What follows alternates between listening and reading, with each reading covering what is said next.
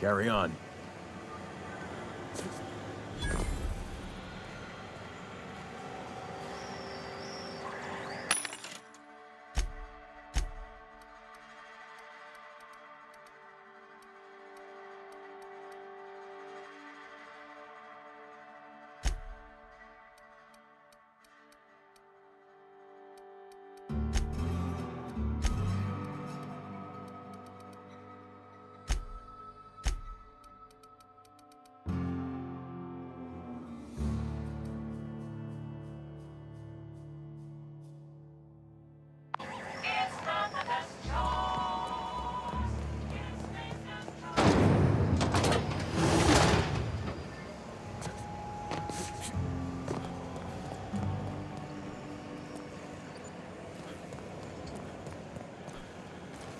Some sort of freelancer?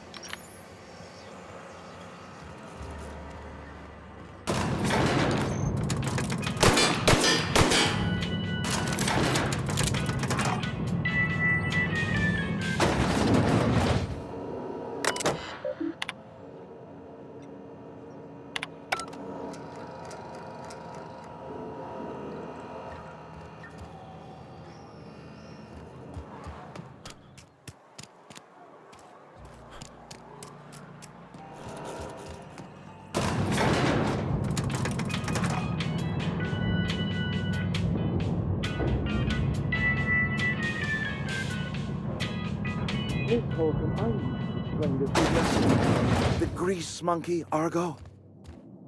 Seems we've got a guest. Really now, Parvati, I do wish you'd spoken up. I do apologize. I was given no forewarning of your arrival, or I might have welcomed you at the gates myself. You were saying, Miss Holcomb. It's just what Bess needs is a proper refurbish. I can bandage her up and what all, but she's just old. Sorry, I'm sorry. I'll do better. And I do wish you'd stop referring to our cannery as Bess. Personification of company property is strictly contrary to the Spacer's Choice Code of Conduct. My apologies. I am not in the habit of allowing my guests to witness such a row. Now, what can I do for you? I'm Reed Thompson, Outpost Administrator. I cannot help but notice you are not in uniform.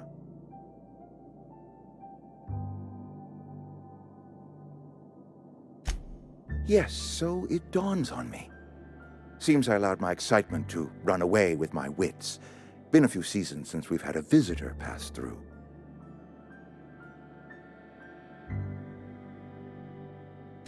Only regulator we got is hooked up to the town transformer. Mr. Thompson ain't liable to be keen on dismantling it. I beg your pardon. I am most emphatically not keen on any such thing. I can't let you have our power regulator. But I happen to know of another one. And I happen to know exactly how you may retrieve it without frying yourself in the process. There's a power regulator in the old botanical lab. It's mostly abandoned, so all that power is being squandered. Go down to the geothermal plant. Reroute power from the botanical district over to us. Once their power's shut down, you can have their regulator and be along on your way. I was not entirely sure how to tell you this. The botanical labs are not legally inhabited, but there are people who live there.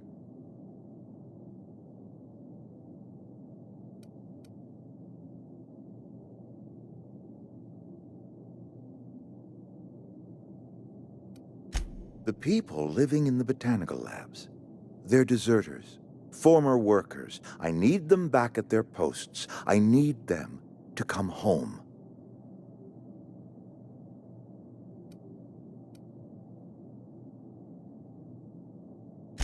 Good law, no, I don't want you killing anyone, least of all them.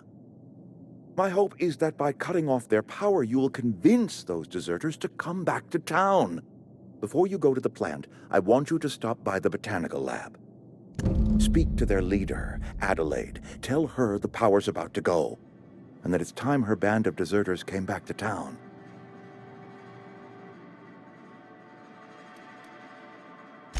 Of course, I understand completely. Here, let me give you the passcode to the geothermal plant. A sign of good faith. Are you setting off for the Vale? Because I know my way around. I mean, in case you want a guide. I mean, if that's all right with you, Mr. Thompson. Sir. I hesitate to part ways with Miss Holcomb, but I cannot deny that she is talented and may prove useful to you. Great! I got my wrenches and diagnosticators and hairpins and engine tape, so I'm all set. Well, I am glad to hear that. Best of luck to you, and thank you again for your help. It is a lot to ask of a stranger, I know.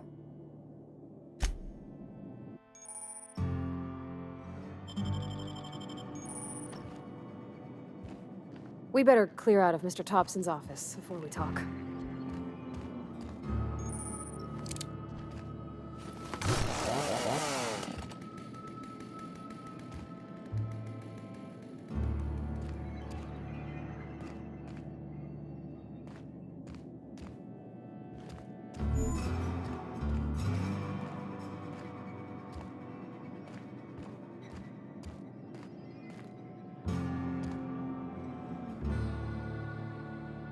My offer remains standing should you reconsider.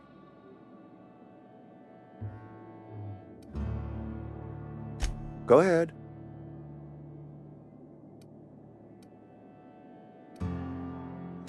Can we not talk? If I had enough medicine to treat everyone who fell sick,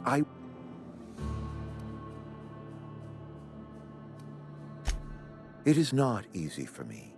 And the moment Spacer's choice is a fact. That I cannot say.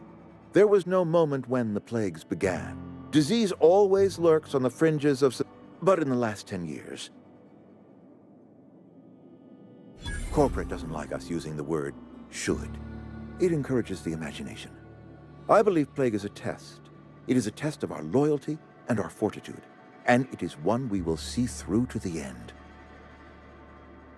Go ahead.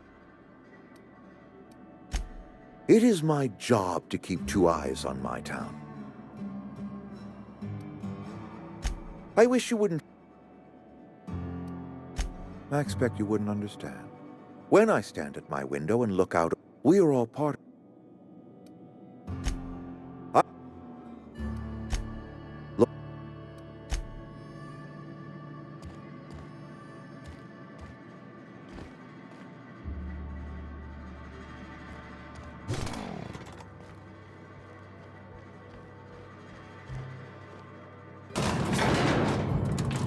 We better clear out of Mr. Thompson's office before we talk.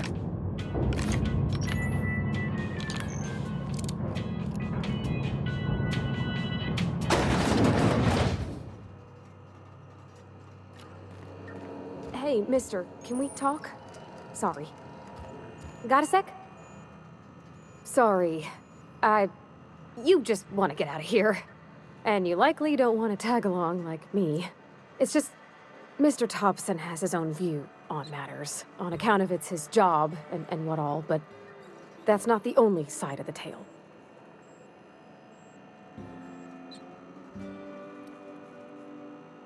Oh, he ain't a liar. He believes every word he says. It's just, he doesn't always get where other folk are talking from. To Mr. Thompson, a person's a gear. It does its job quiet-like. If it squeaks or stutters, it gets replaced. The deserters are decent folk. I knew some of them before they left.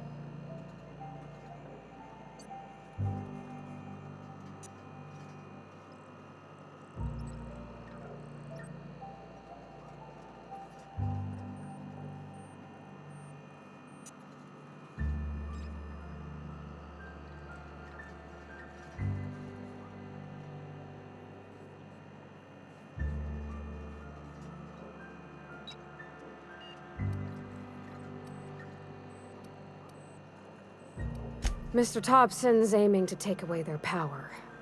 They'll have no lights to see, nor heat to cook. I think you should talk to the town's vicar about it. Max.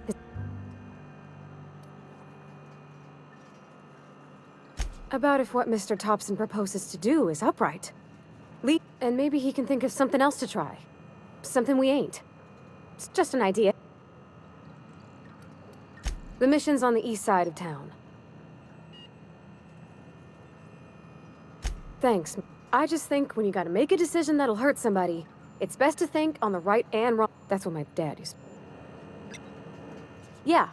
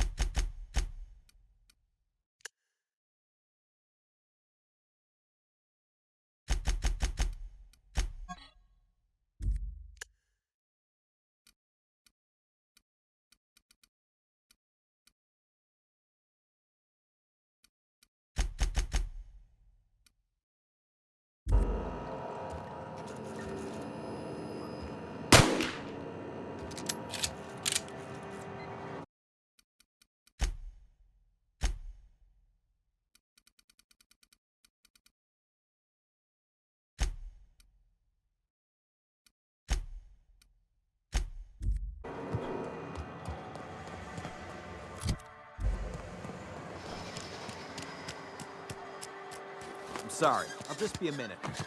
You had a minute. Next one comes out of your pay. Ease off the threats, friend. I'm... Boss's orders. We all got forks to make.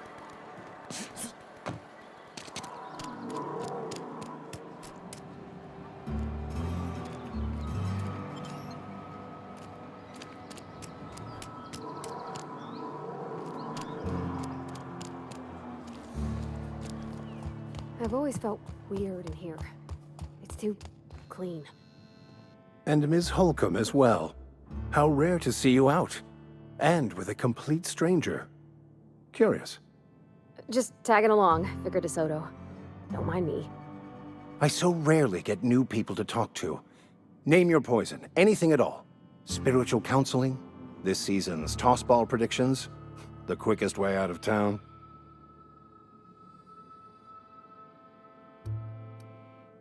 They who are not satisfied with their work are satisfied with nothing. No? How about, work fortifies the spirit. True exhaustion awaits idle hands.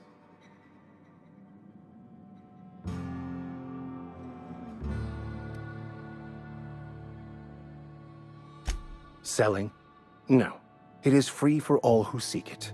I'm sorry you don't find these tried and true words of wisdom to your liking.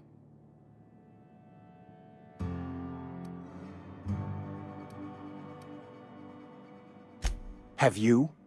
These people need something. Anything they can grasp to survive. Delving into the metaphysical minutiae of the grand plan would be nonsense to them, if not worse. My apologies. The townsfolk are having a tough time of it. And it's been difficult for me to enrich their lives. They are good people. It is just... difficult to reach them.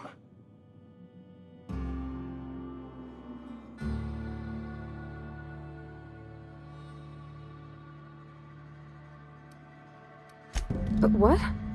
I thought you would talk to him. You wanted to speak to me, Ms. Holcomb?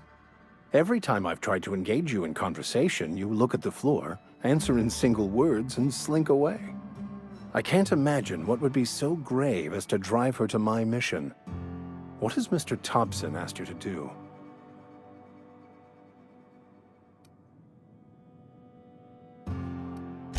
I can see why that troubles you. Miss Holcomb has a soft heart. Always has, if you believe the talk.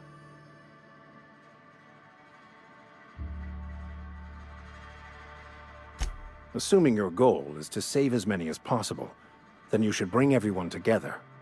Send the power to Edgewater and convince the deserters to return to the fold.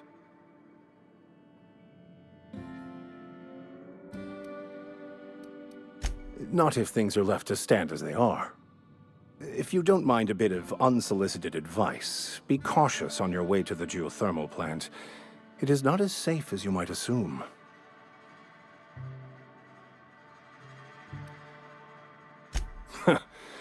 The marauders I met when I ventured outside the walls might agree with you.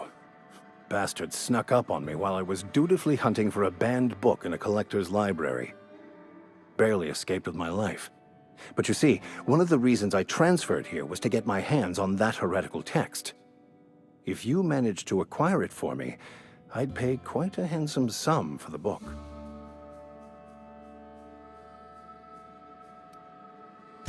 I just want to keep the writing out of layman's hands. It wouldn't do for such information to fall into public consumption.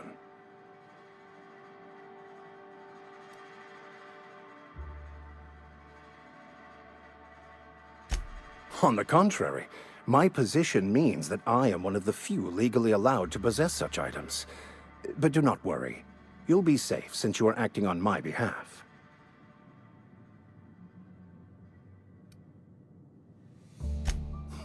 I can assure you, you won't find another willing to risk imprisonment to possess this book, nor anyone willing to pay the price I can offer. Glad we see. It's a handwritten journal, a faded blue cover with the name M. Baconu handwritten in the lower corner. I'll mark where I saw it on your map. Assuming you're serious? Wonderful. This is fantastic. Well worth all the sacrifices I... Wait. What the fuck is this? Is this French? I can't fucking read French. It's a law-forsaken joke is what it is. French. Ha! I was so high and mighty, preaching to the yokels about following the plan, while fighting it at every turn.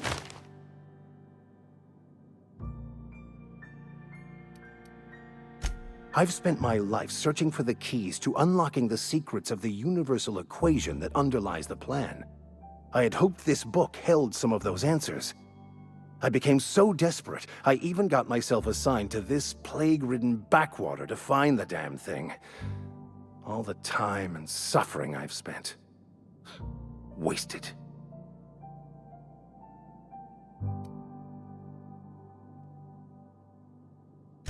Baconu, the author, had some interesting theories about man's perception of reality that I thought could be applied to our attempts to decipher the plan. Unfortunately, he was also one of the founders of the Philosophist school of thought, so the book is banned in this colony.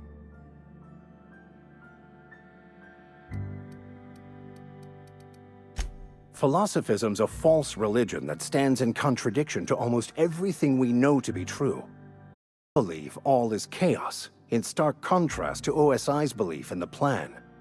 But most of the philosophist perversion of Baconu's thoughts came more than a century after his death.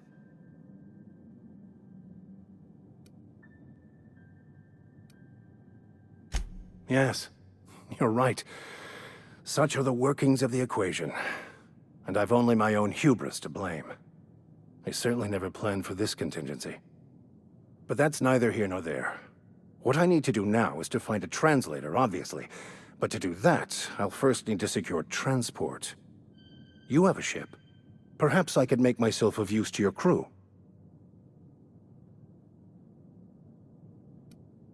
Free spiritual counseling, someone to watch your back, not to mention a grown-up in the party. I'm 28. Exactly. I'm pretty handy with a tossball stick, or any blunt instrument, really. I'm also a passable gun hand if it comes to that. I can usually talk my way out of conflict, though. Oh, I'm fairly competent at hacking computers as well.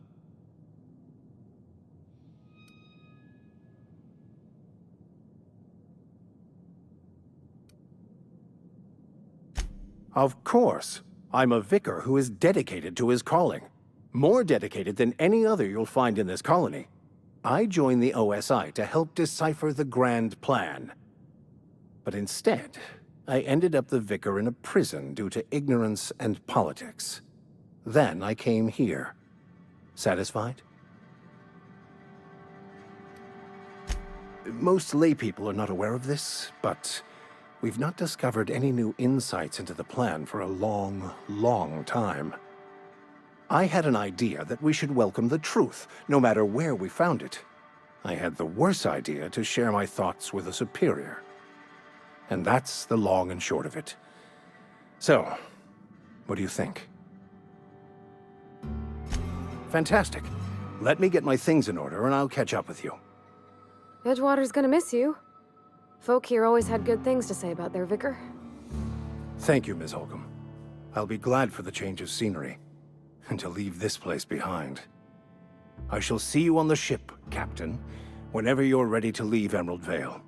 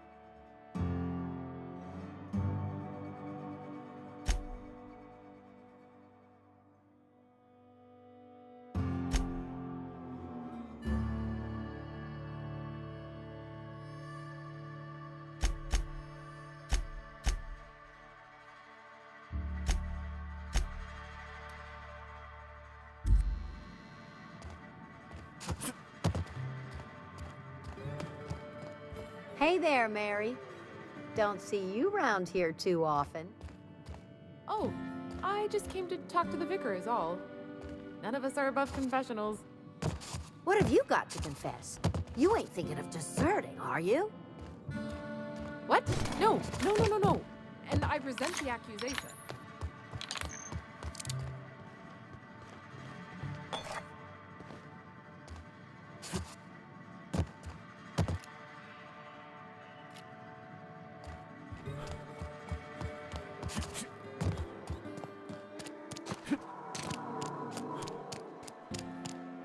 You're safer inside the walls.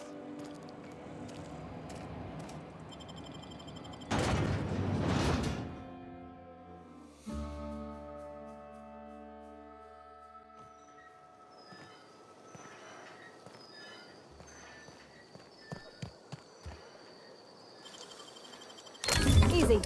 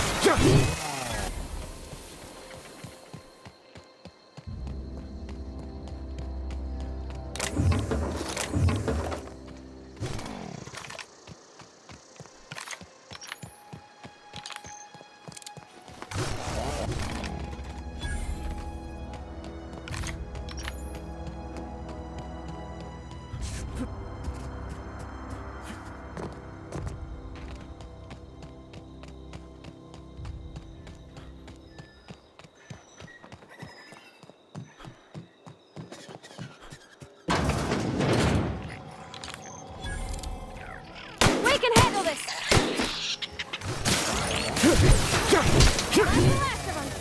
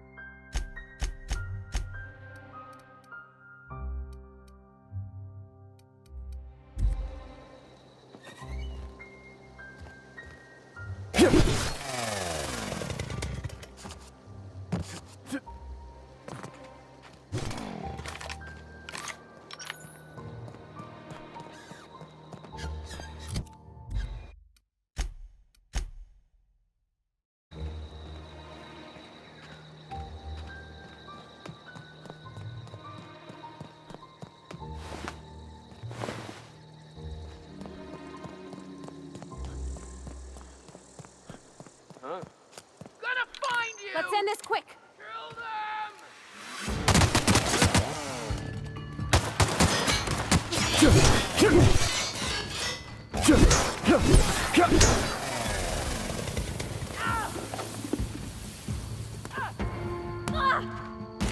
I see you there.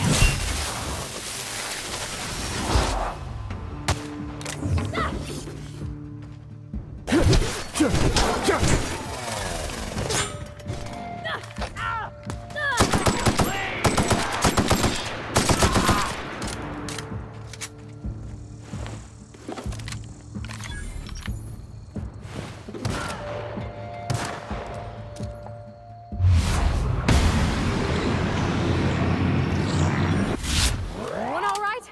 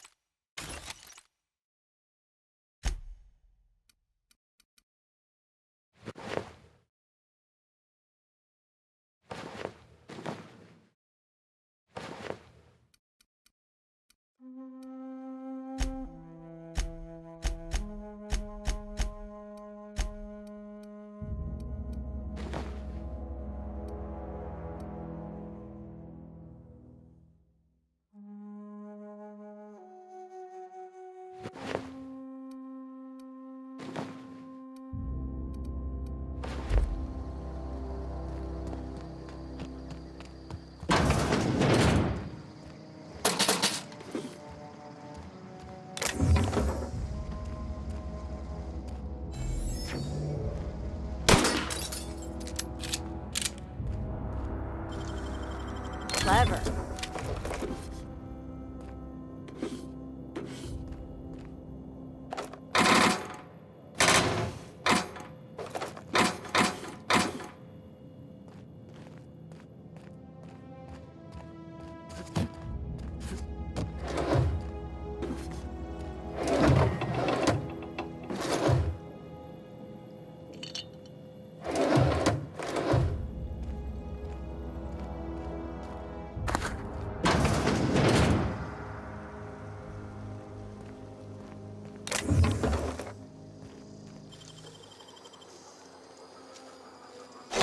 I could do that.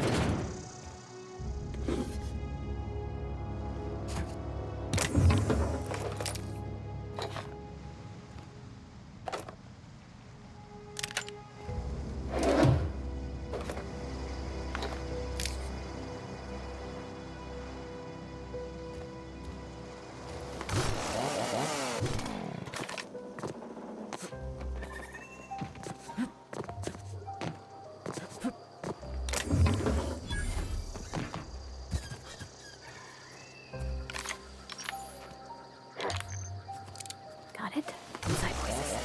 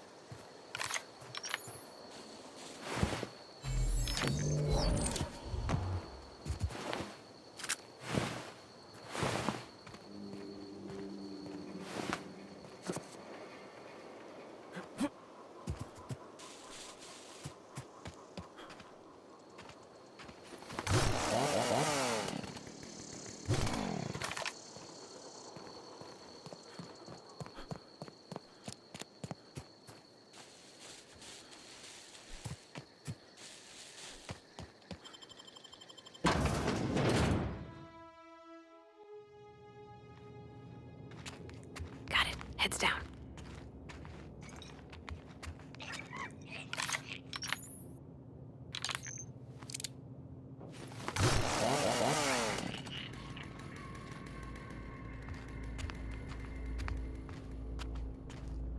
Don't mess with us!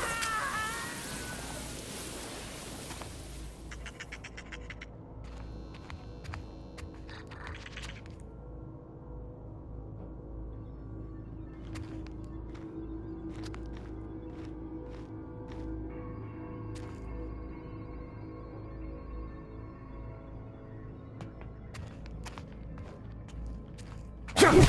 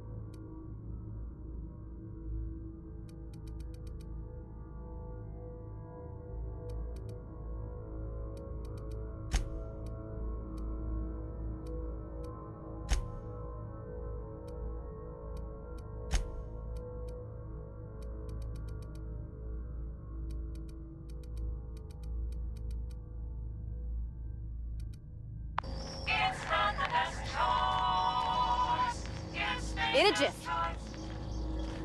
Coming back. On my way. Heading back.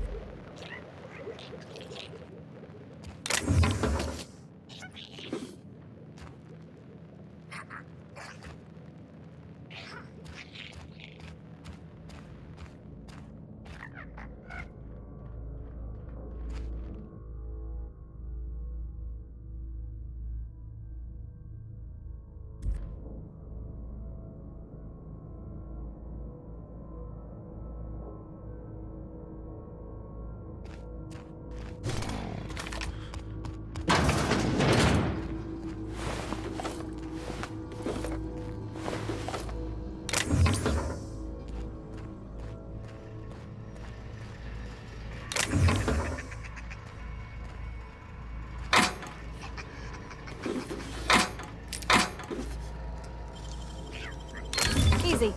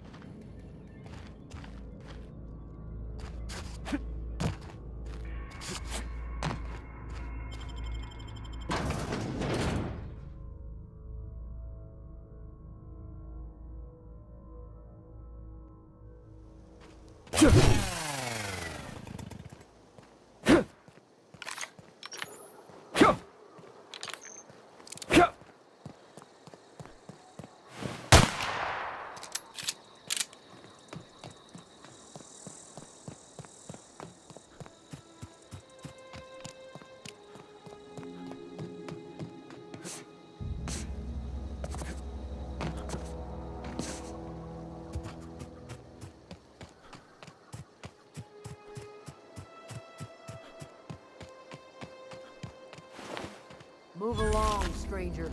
We don't want any trouble.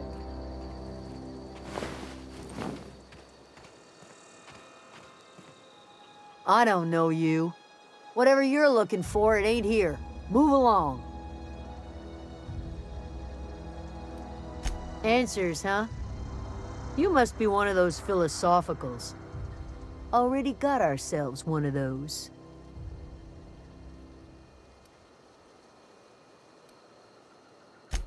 A geo what? Look, plants ain't my purview. You're better off asking after Adelaide. If you're gonna start wandering around my camp, know that I got my sights on you. Over in the hothouse, tending crop. Enough with the questions. No offense, but I've got a lot on my mind.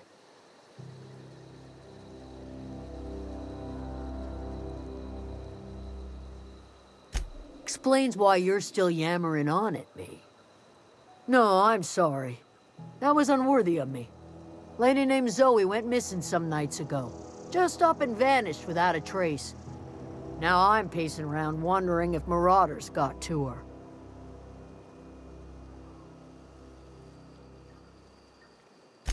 Thank the Eternal.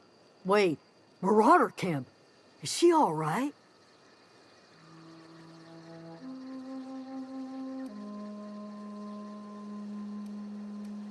Queen of the Marauders, huh?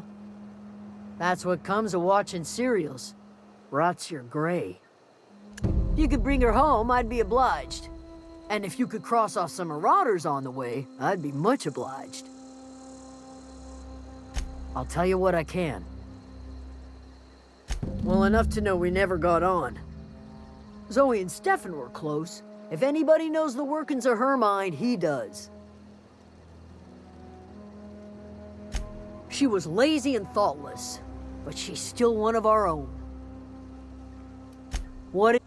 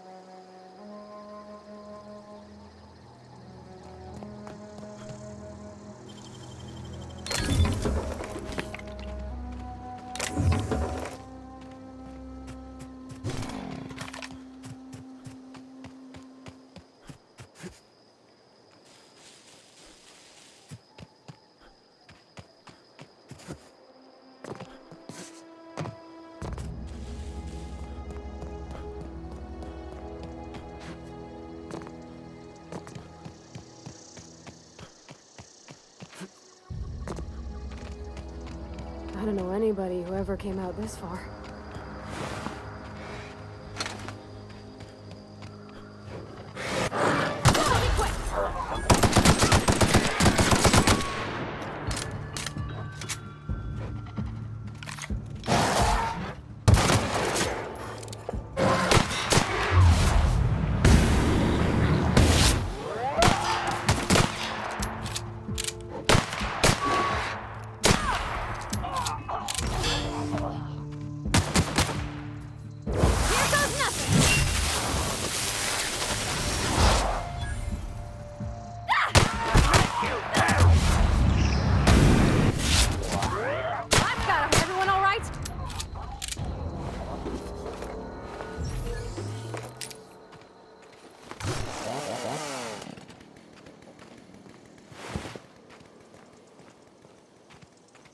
what I wouldn't do for a Wentworth.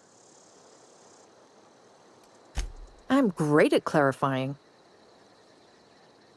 I got kicked out of Edgewater on account of falling sick with plague and stealing some medicine to treat myself.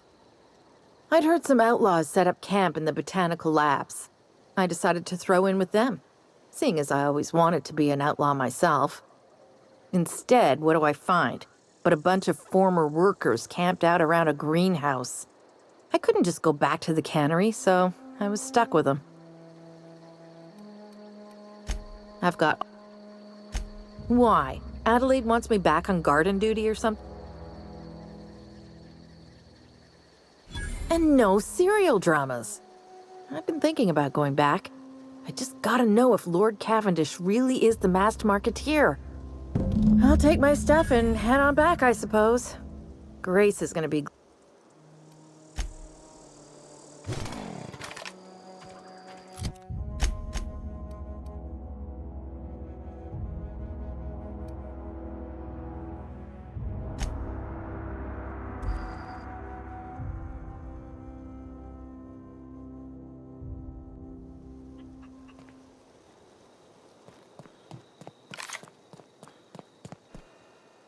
What is it?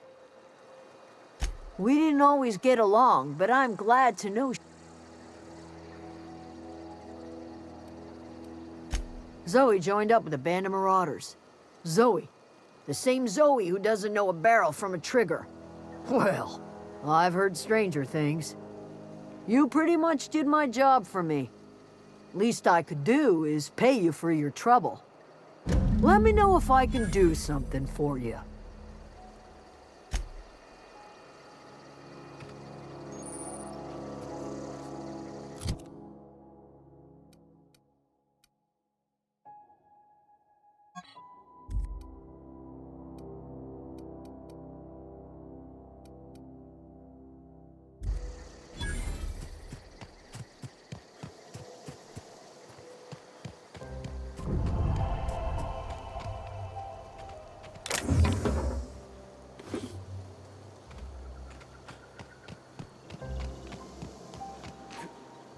Oh, that's Thomas.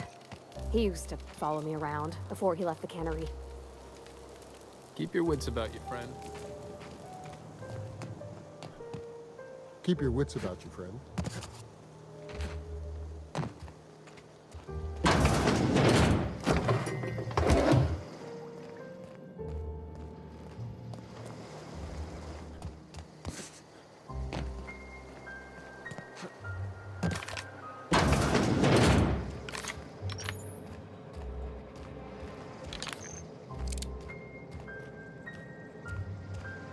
Keep your wits about you, friend.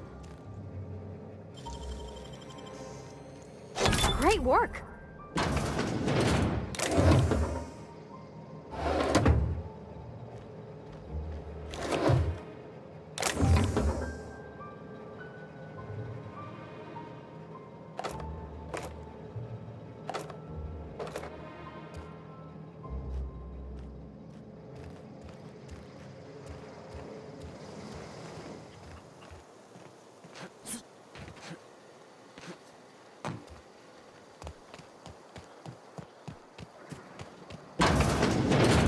If you're hungry, Stefan's got supplies.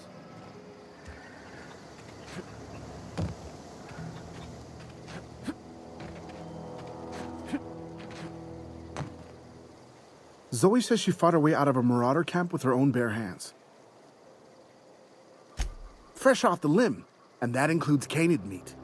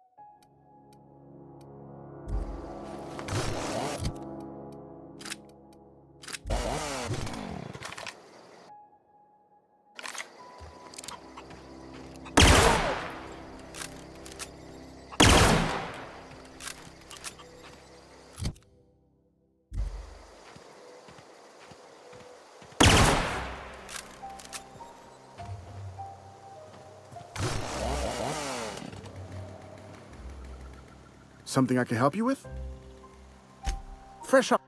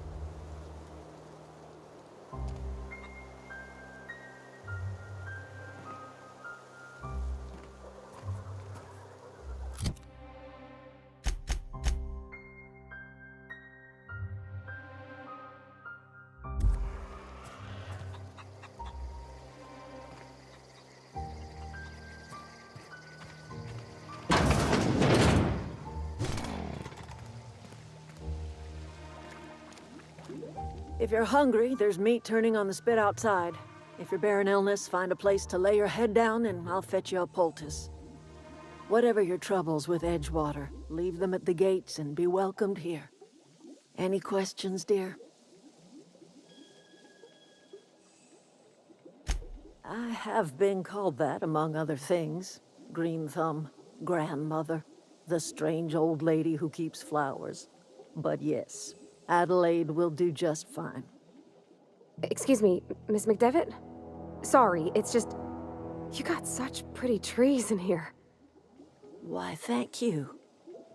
You're Robert's girl, aren't you? I remember when you were but a sprout. Thomas speaks of you often. Are you staying long? You should try some of my tobaccorn tea. I brew it in an old spittoon, but it's been cleaned.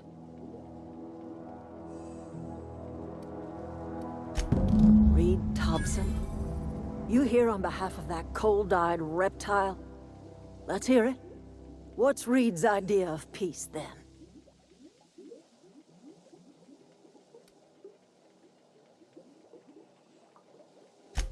Make amends. Like everything else that comes out of Edgewater, that piece of is canned.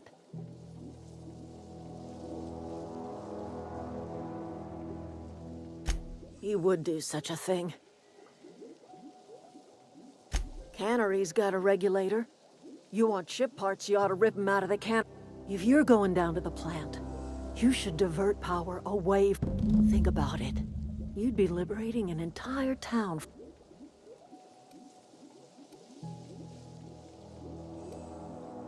A hero to the people who matter. Reed will never understand. He has been too...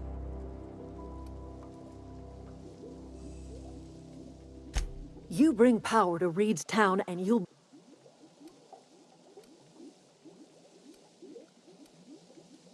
Life in Edgewater grinds to a halt. The cannery shuts down. I trust you will...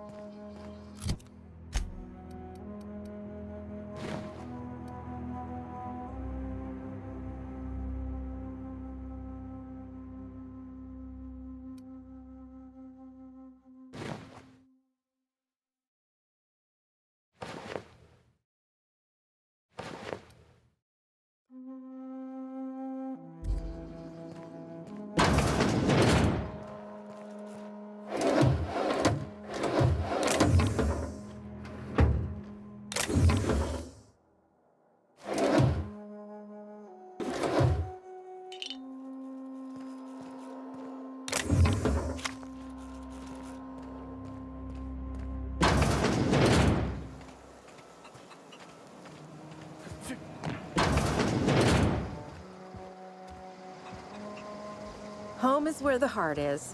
Marauders took that saying a little too literally.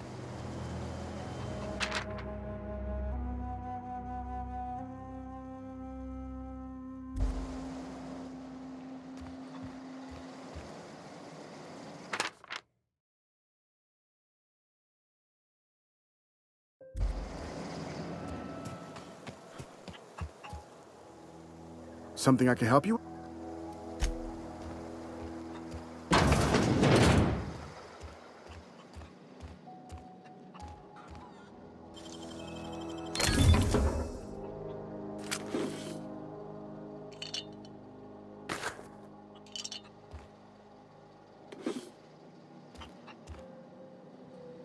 Yeah, huh? You mean about the mission being too clean? I know, but Vicker says the universe is a machine, that it runs by law. Real machines have gunked up oil, scratches, and worn bits. You can tell they've seen handling, been used by folk. The machine Vicker sees is one ain't never been run. It's not for people to live in. It's something on a museum shelf, under glass.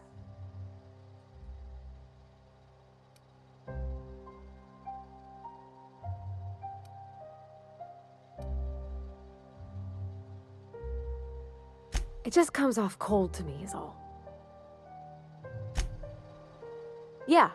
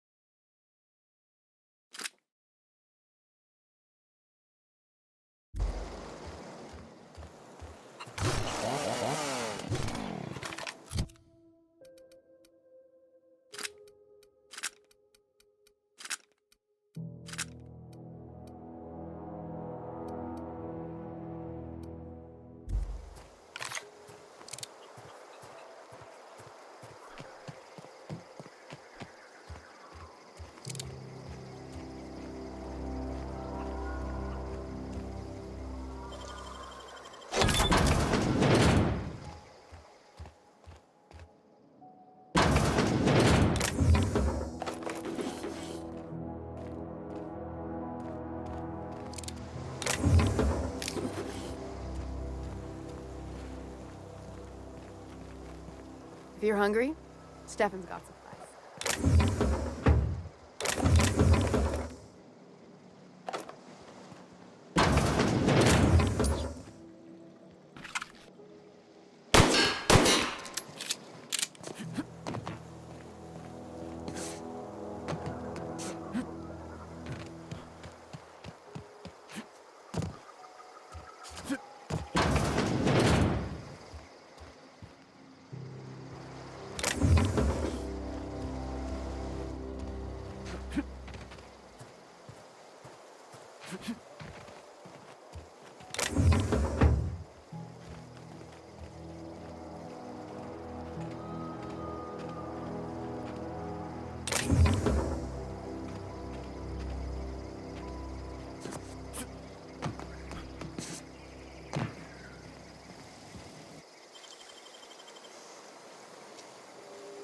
Nicely done. Okay, gone quiet.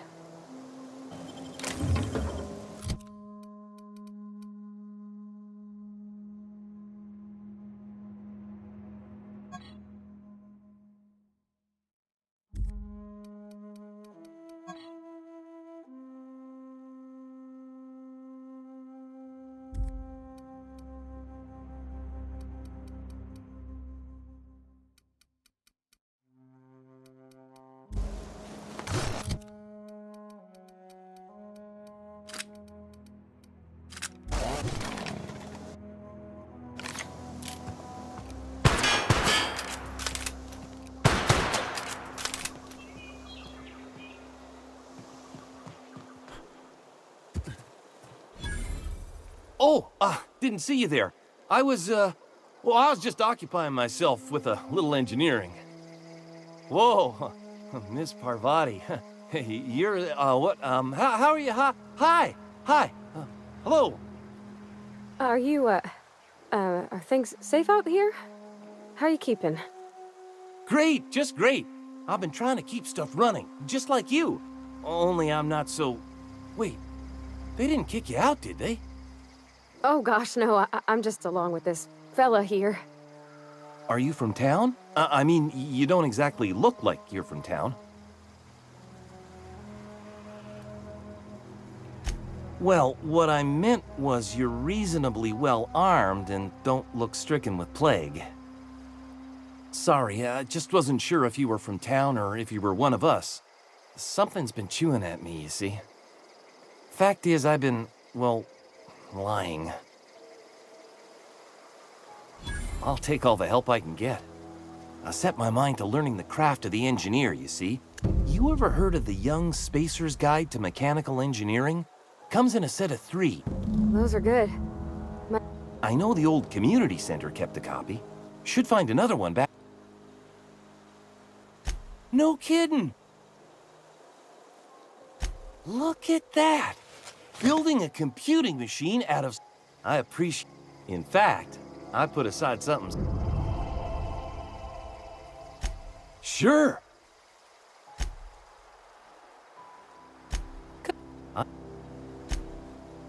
You weren't incompetent. You just didn't fit the cannery. You could stay, you know. Here. I'd be happy to... I mean,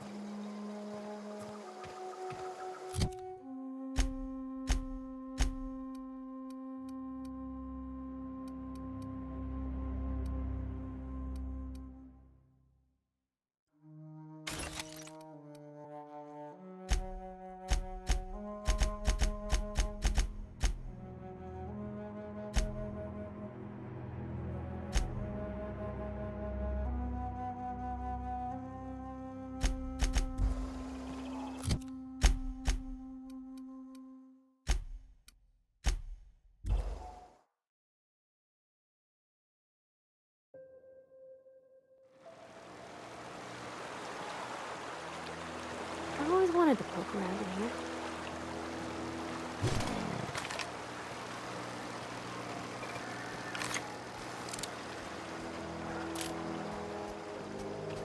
I'm ready for this! Don't mess with us!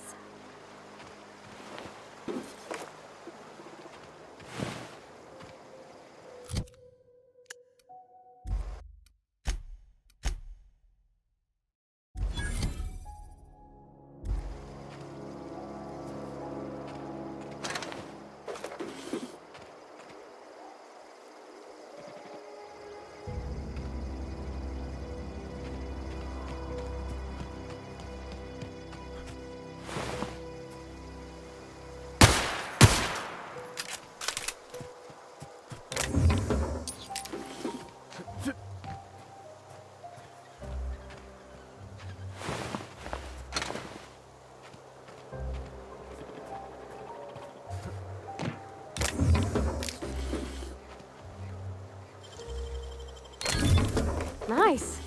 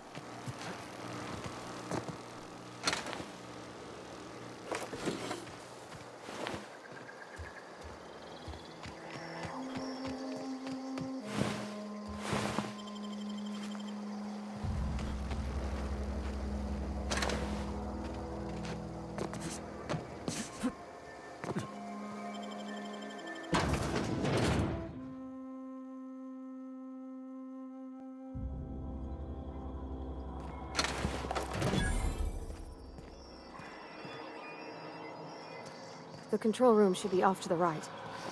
I hope we're doing the right thing.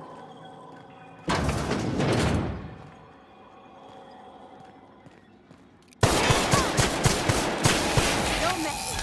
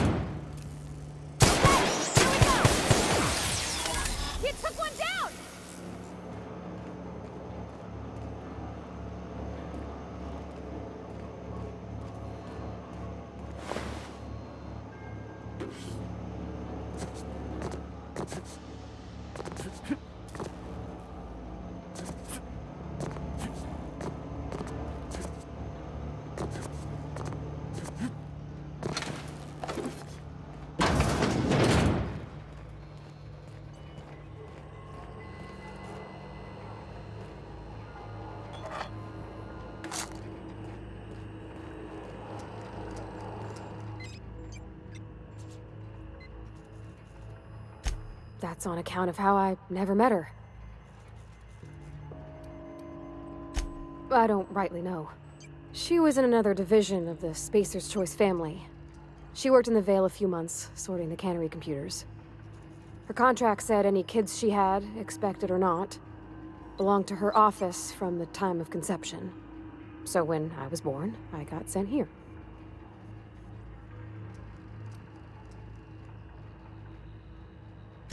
It's sensible. Dad just fixed machines. She did some kind of crazy math, high-level stuff. Better to raise me on his time than hers. He's just interested in fixing stuff. He always used to follow me around, asking me to explain what...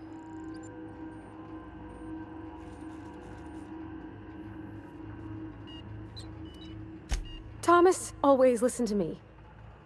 Never said I was odd, never tried to...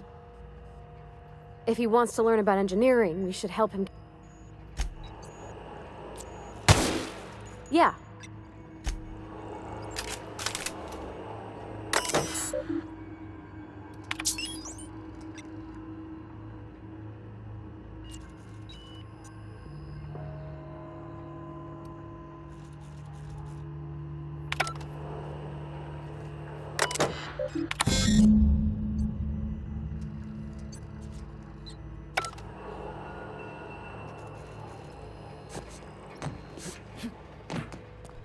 Three switches. That'll be easy enough.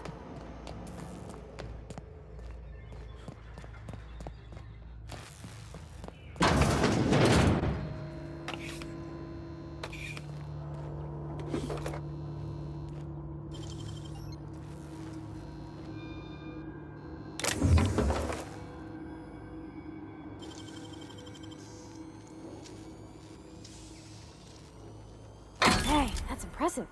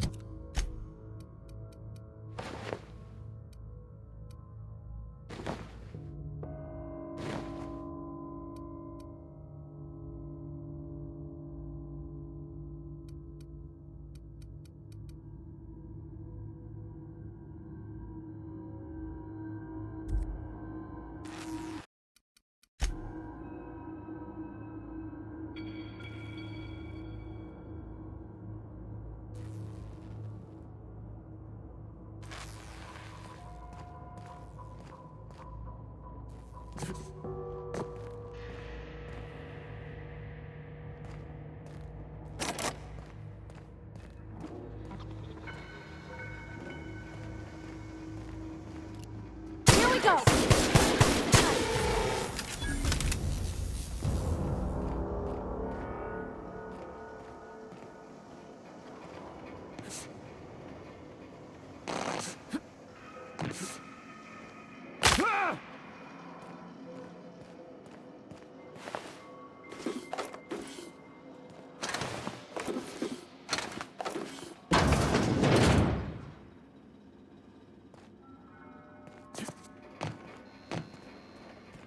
Halt!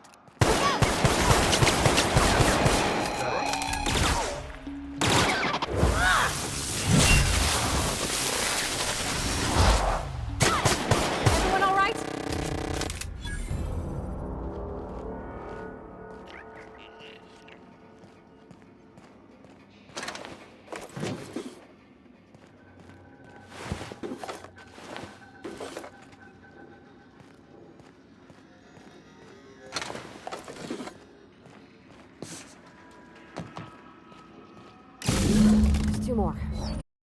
What'll happen to Miss McDevitt's folk if we send power to the Vale?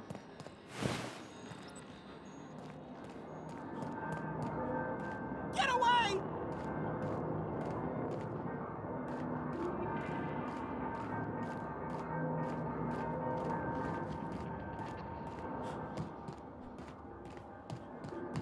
You're not real. You're not real.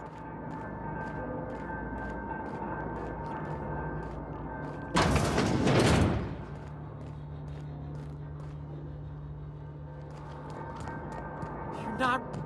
Get away!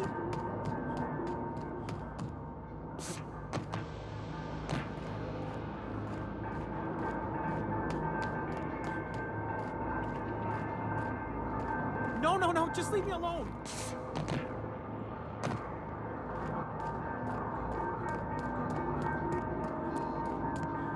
You're not real. You're not real. Get away from me, Phantom. Shoot, scram!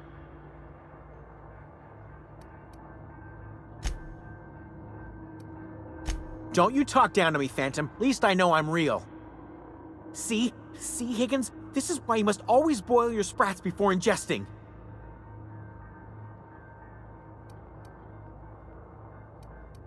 Of course. Sprats are an excellent source for my daily recommended intake of mercury.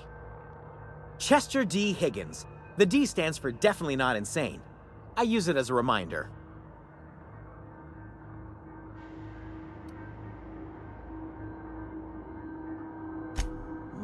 Hard to say. By my reckoning, Higgins has been here somewhere between 2 weeks and forever. My recollection's a touch fuzzy these days. Oh, Higgins has been many things over the years. Sprat Wrangler, Saltuna Critic, Aetherwave Personality, Chairman of the Board, Galactic Defender, Sisty Pig Tycoon. I've come a long way for someone who started off as a simple engineer right here in this plant.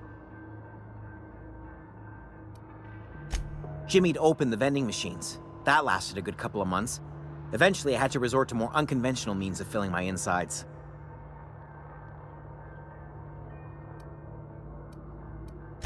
Braised, boiled, charred, skewered.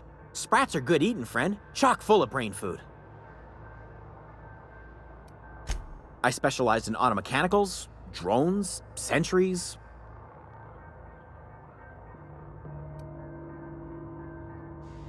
Oh, before. Definitely before. Sisty Pig Tycoonery was the apex of my long and... Mechanicals lost their bolts. Oh. I was on cleaning duty at the time. My old boss had me scrubbing pipes when the killing started. Look, I don't want to fall into any trouble with the mechanicals. If they wise up to our plans, they...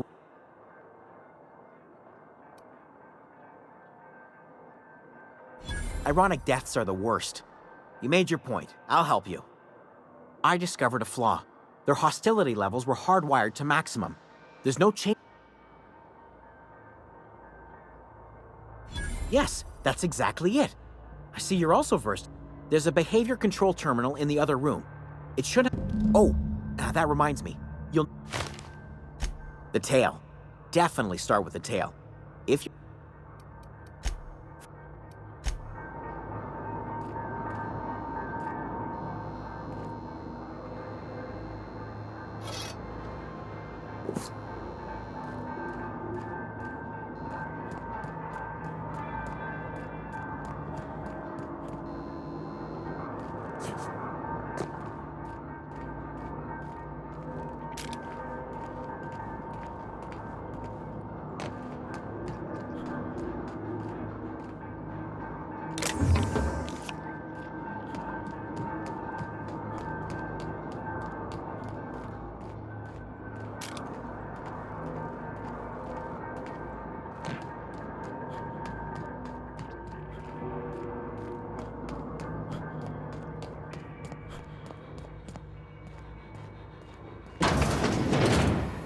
Mind the steam.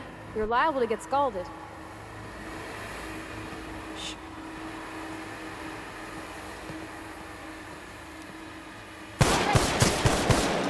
Wow, great work!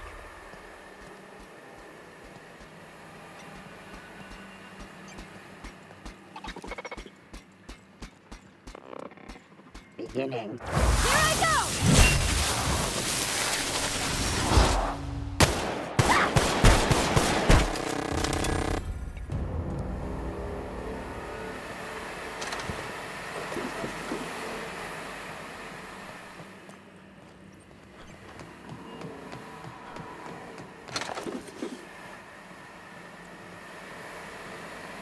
Where'd they go? If we send the power to Mrs. Devitt, what happens to the Veil? Processing. Investigating. Processing. Beginning security patrol. Here they come!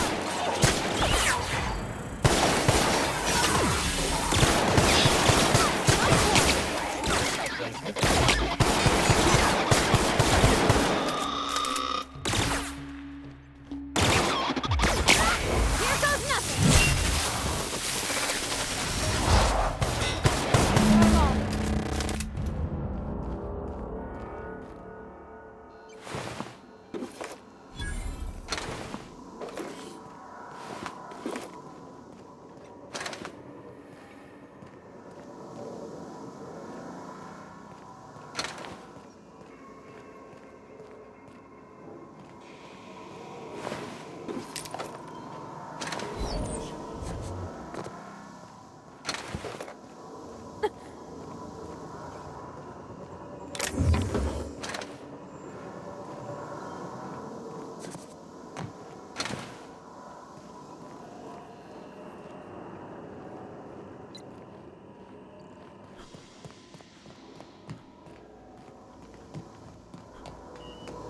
That's the last. I'm not sure what the ride is. Alls I know is the decision's final.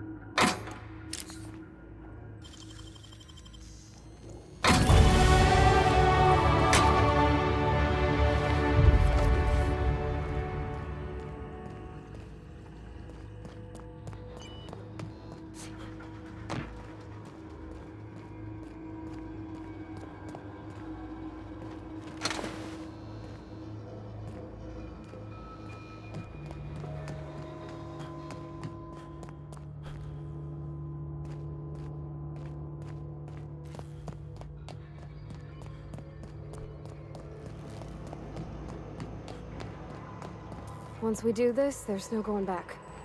Hey, mister? Look, I know you want your power regulator and all, but I just gotta ask you. Do you understand what you're about to do? I don't think you should cut off Edgewater's power. I think it would be cruel. I'm sorry. That just sort of came out all at once. Edgewater's hurting. We've been losing workers year after year, and corporate hardly ever sends replacements. There's barely enough Saltuna to fill our bellies anymore. But the town's got some good people in it. Decent, hard-working folk just living their lives the only way they know how. They don't deserve to be punished.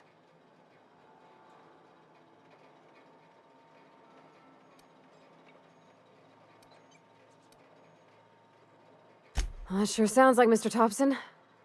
If he was standing here, I imagine he'd remind us of how we're all one big, happy Spacer's Choice family.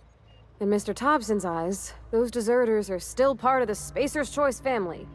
The family must work together in order to survive. I hate to say it, but I think Mr. Thompson's got a point. Unless those deserters come back, Edgewater's as good as dead.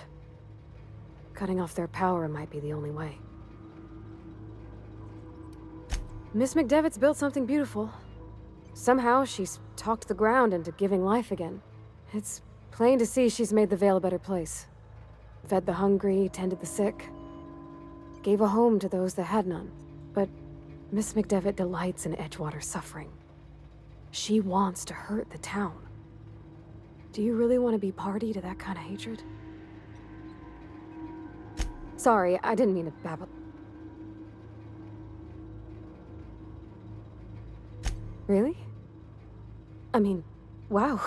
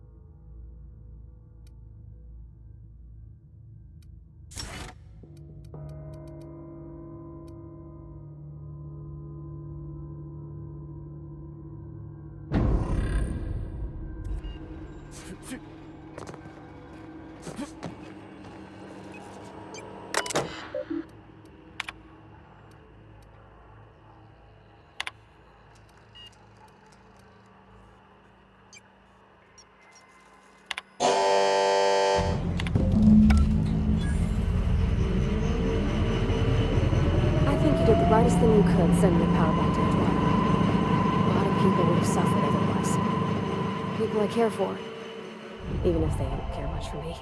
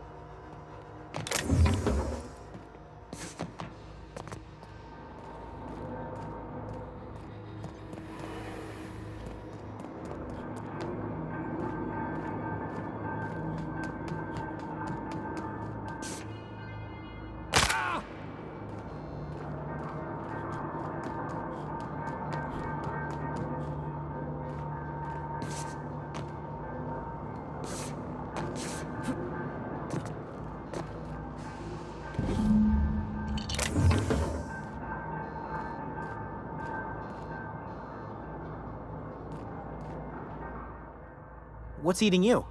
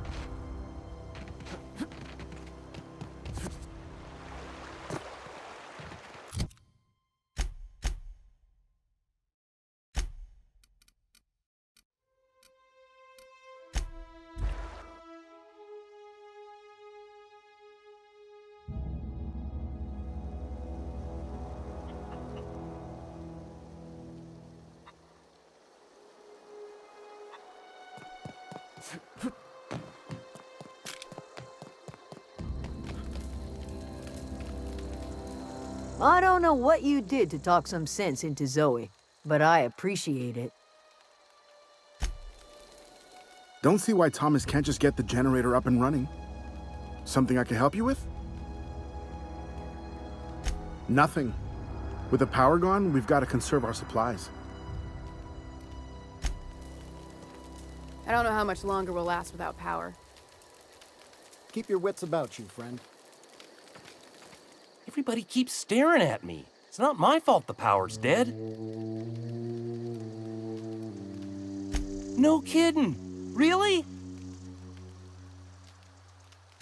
The geothermal plant? Now that is 2 whole data... Sure, I'd be glad...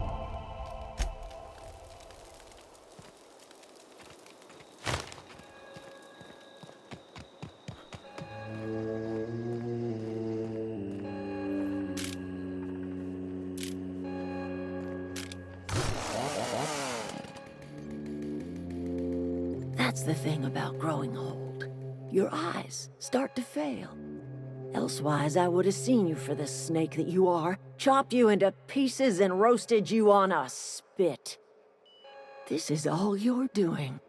Cutting off my power, killing off my garden. Without refrigeration, my food will spoil, and my flock will starve. I want to ask you this in private, away from the eyes of my flock, so they do not see me lose my temper. Tell me, why did you do it?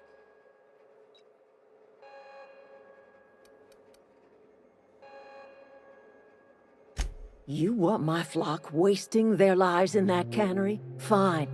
Go and talk to them. Go talk to Grace and Thomas. Look them in the eye and tell them their life here is over, and the only thing left to do is go back to Edgewater. This is now your responsibility. And you tell Reed Thompson that I will never return to Edgewater. I would rather die among my flowers than live under his management.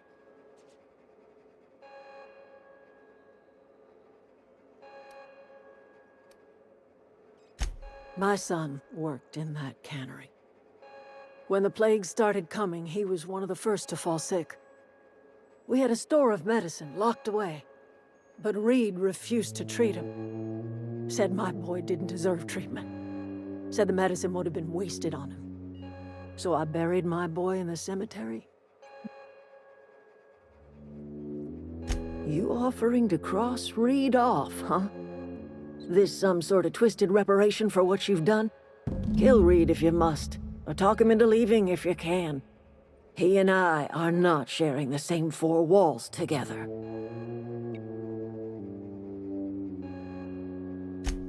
Tell Reed that I can make his people healthy again. I can end their plague.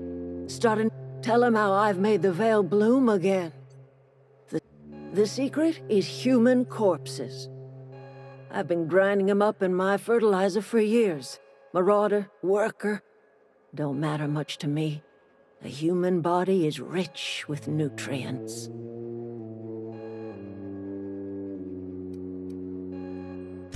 Edgewater Cemetery's got corpses aplenty, enough for a generation's worth of crops.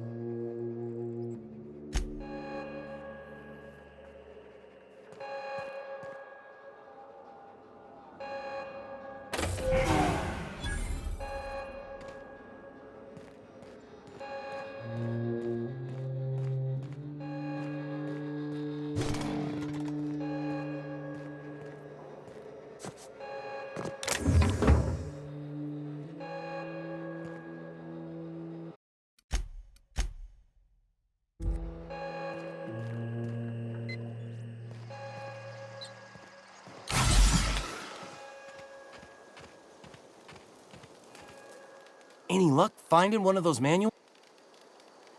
I've been thinking about going back. I get sick thinking about work. You know something? I think you're right. I could do a lot of good in Edgewater. It's just... Adeline's never gonna forgive me. Not in 100 years.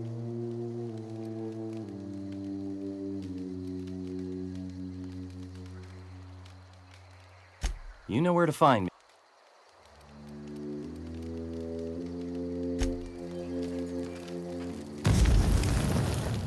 Marauders can't see us in the dark. Wild canids, on the other hand. The matter's been weighing on me. Zoe came back, but I couldn't keep her from slipping out in the first place. Who's to say I could keep Marauders from slipping in? I don't see us lasting more than a couple of weeks out here. I'm loath to admit it. We're gonna have to make our peace with Thompson and hope he takes us back.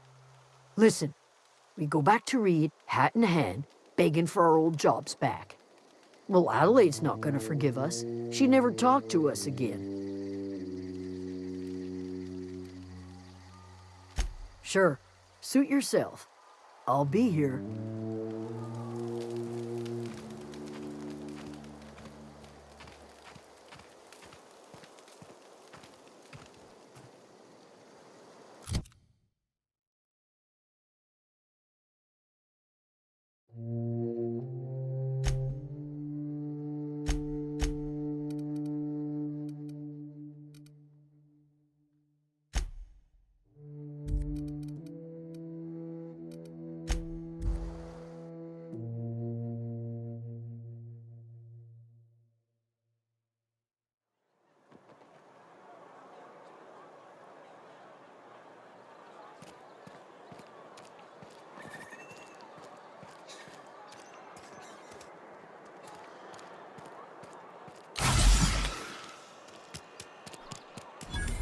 Friend of mine died a couple weeks back. Still ain't past it. Hey, you hear about Wilson? Heard Marauders got in. Just between us, Wilson deserted. Lost his nerve. Ran off in the thick of night. You kidding me? Damn. Always thought he was made of sterner stuff. I think he was plagued. Guess he didn't want to die in the sick house. Plagued? Oh, shit. I had some of this salt tuna.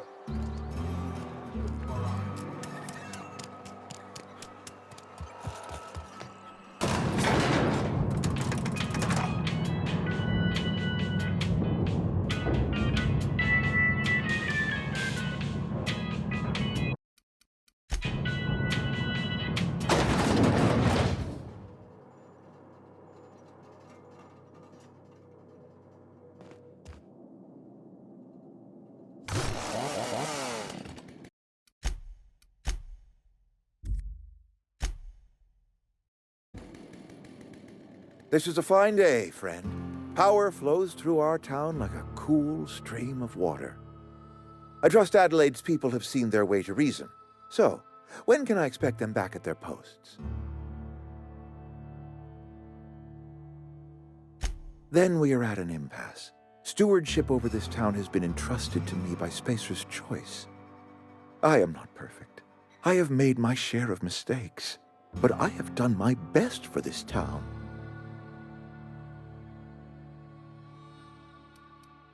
Her son got sick with plague a couple years back. Company never gave us enough medication to treat the whole town. So I had to choose, you see. Adelaide's child or someone else's. She's never forgiven me. I don't expect she ever will.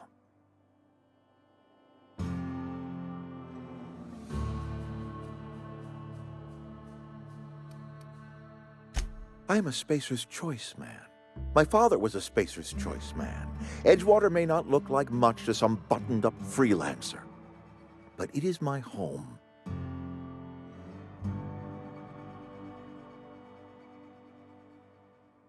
I don't believe you. Plague's a reality of life. Best treatment is a good work ethic.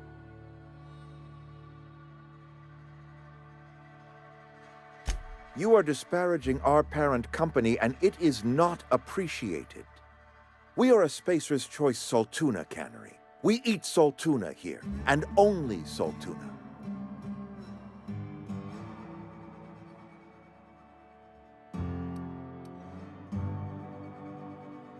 The Saltuna's been a mite bland ever since Adelaide left. And we don't get as much Saltuna these days, so we've had to improvise to meet quotas. We've added wood chips, some mushrooms, bit of sand, tossed some canid bits in our processor once. It all tastes like Saltuna in the end. Couple years, give or take, right around the time the first wave of plagues hit the town. Now listen, I do not know what pretty rhetoric Adelaide has fed you, but plagues are a simple fact of life. You'll excuse me for being skeptical. How exactly is Adelaide growing crops in barren soil?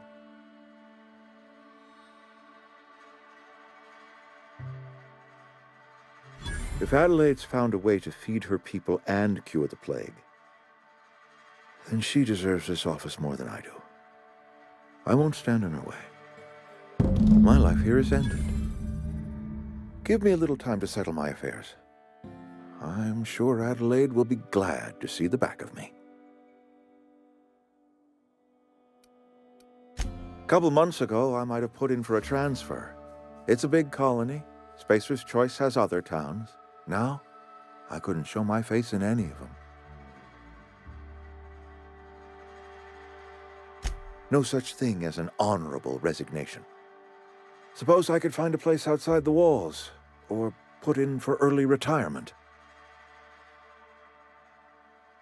I don't know. I could see myself lasting a week.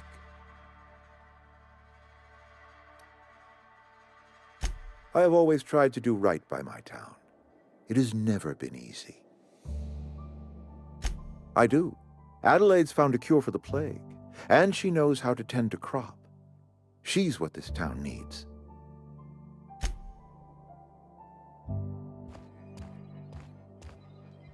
You some sort of freelancer?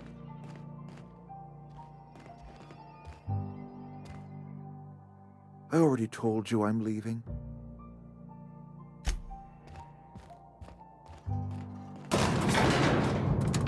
Something you need?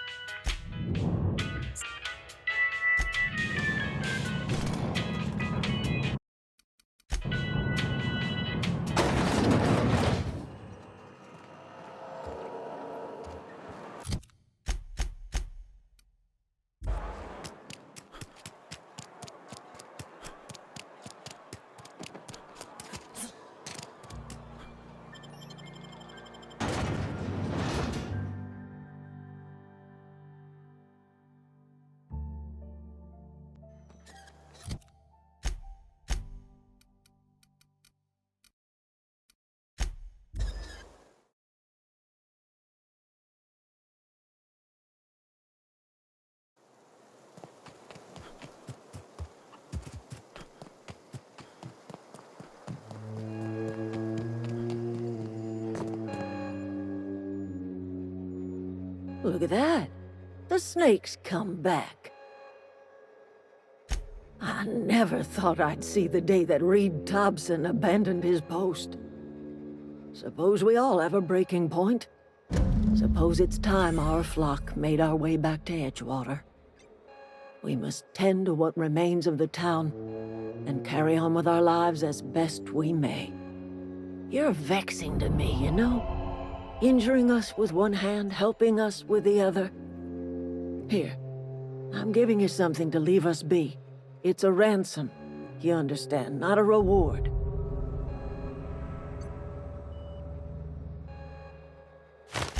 You telling me you did all this just to put me in charge of Edgewater? Stranger, you are some kind of twisted. I might turn that old cannery into a garden. Got ourselves a whole cemetery bursting with bodies. I need some time to gather my personals. Long walk back to Edgewater. Got a considerable burden to carry.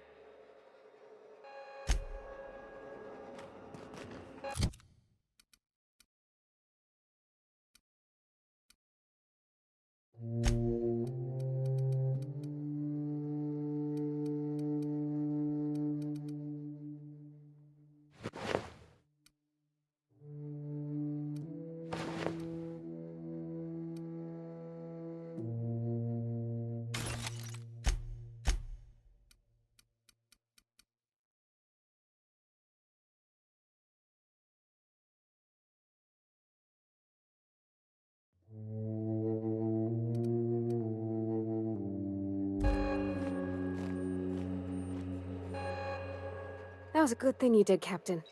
Helping to bring the deserters and Edgewater folks back together. I hope you rest well on that.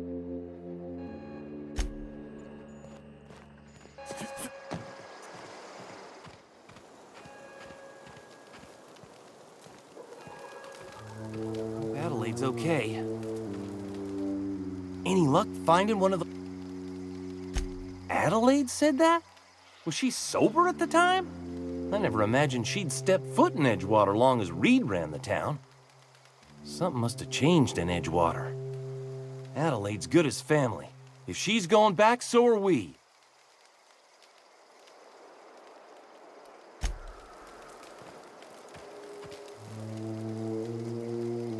Standing around the campfire is nice and all, until one of us starts singing. Something I can... Never liked Reed much.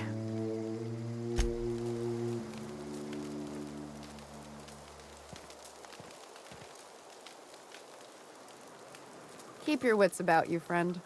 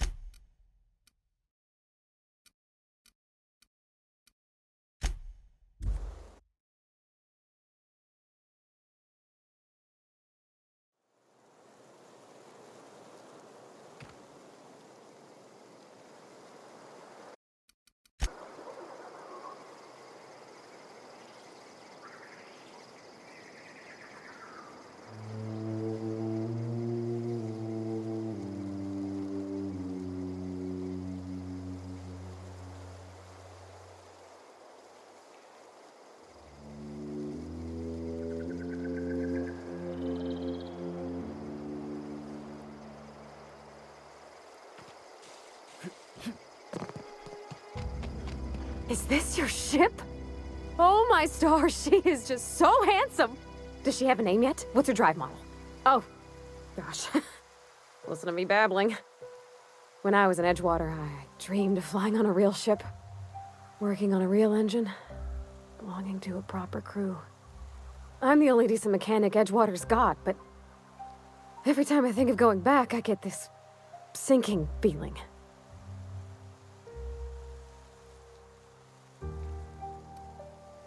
I worked on the occasional supply coach in need of repairs. Once I built a little model craft out of spare parts, but Mr. Thompson found out and I had to take it apart. I want to ask you something, and you can say no. Can I come with you? I could tend to your engine. I know my G-valves for my catalyzers, and I can keep your ship singing. And if you ever need a pair of eyes watching your back, I can do that too. What do you think?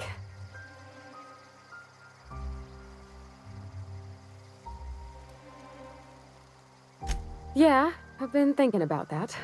Edgewater was on the verge of collapse before you showed up. You sent them power, and now the town might see another season. And you talked Miss McDevitt into coming back to town. Maybe one day, Edgewater will have a garden where that cannery once stood. You ain't exactly a stranger anymore. You done some kindness hereabouts. I wouldn't mind following somebody like that. Yes! I mean, thanks. You won't regret this, mister. Captain. I can call you Captain now. Ha! I got a captain.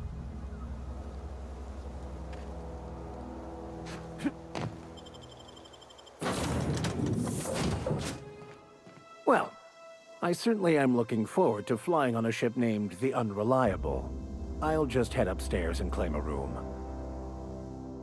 Something vexing you, Captain?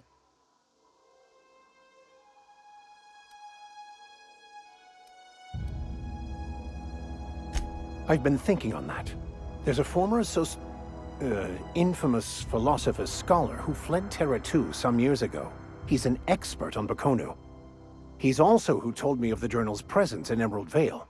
If anyone in this colony could translate that book, it would be him.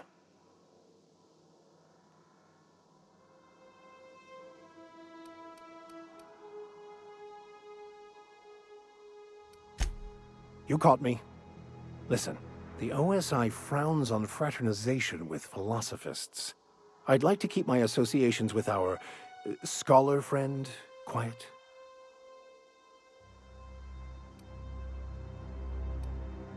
The only one I'm aware of. I suppose we could always just ask random passers-by if they are fluent in it.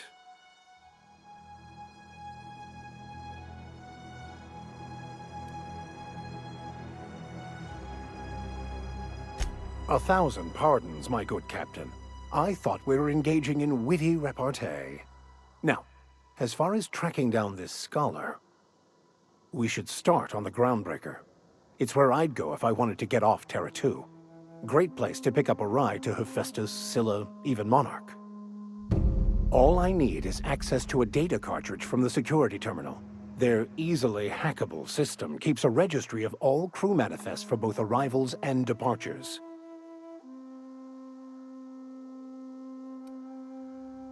Before I transferred to Edgewater, I had a wealth of time to develop certain, secular skills during my years serving a particular penitentiary flock. I meditated, led sermons, provided guidance to the inmates as needed, of course. I also played prison yard tossball and taught myself a bit about computronic security systems. Thank you, Captain.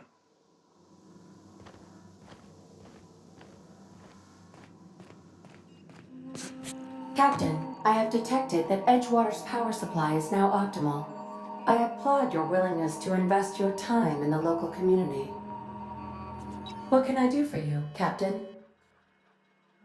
Do you know how to install a power regulator?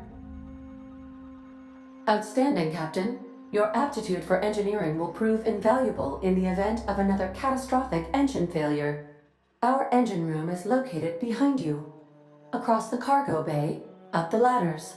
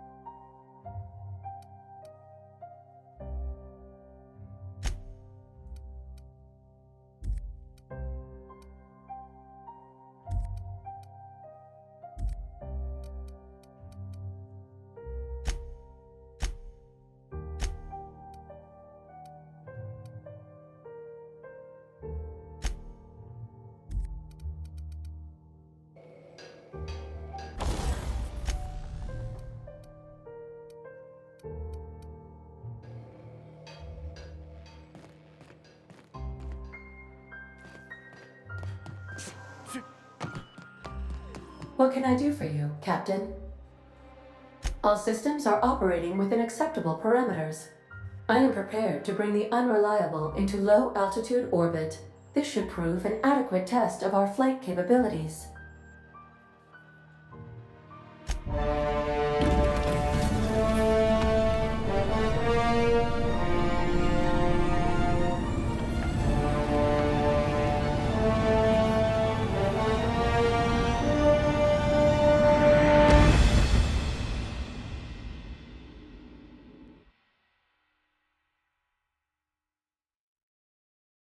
We have received a communication request from Dr. Phineas Wells.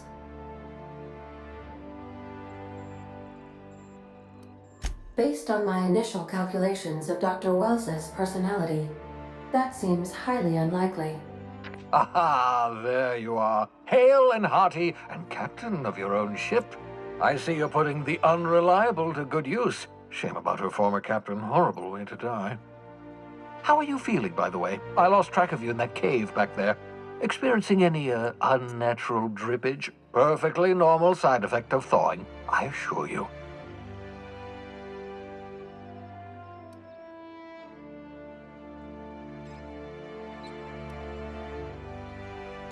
What you saw in Emerald Vale is happening all across the colony. Food shortages, lack of supplies, and basic necessities. We're dying. The chairman, the minister, and all their lackeys on the board are to blame. The Hope has some of the brightest minds Earth ever sent us. If we can revive the Hope's colonists, they can help us undo the board's mistakes. They can help us set things right. You need to get to Stellar Bay on Monarch. I have contacts there. They'll help us, find the chemicals to revive your fellow colonists. Gladys Culkelly, lovely woman, runs a cozy little black marketing outfit on the Groundbreaker. She can get you a nav key to land on Stellar Bay.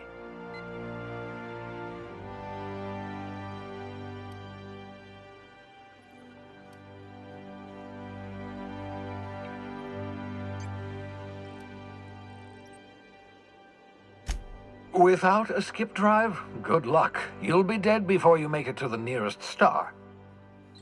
Look, I admire your optimism, but the sad truth is you're stuck here. You, me, and the rest of this colony. We're all skating precariously around the edge of oblivion together. None of us are leaving Halcyon alive, so we may as well make it a better place, and we can start by reviving the Hope.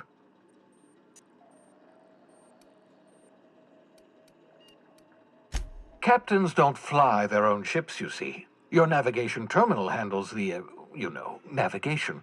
Think of a nav key as a set of flight instructions. The board's been confiscating nav keys for Stellar Bay, so we must rely on unconventional means of acquisition. Hence, Miss Gladys Culkelly.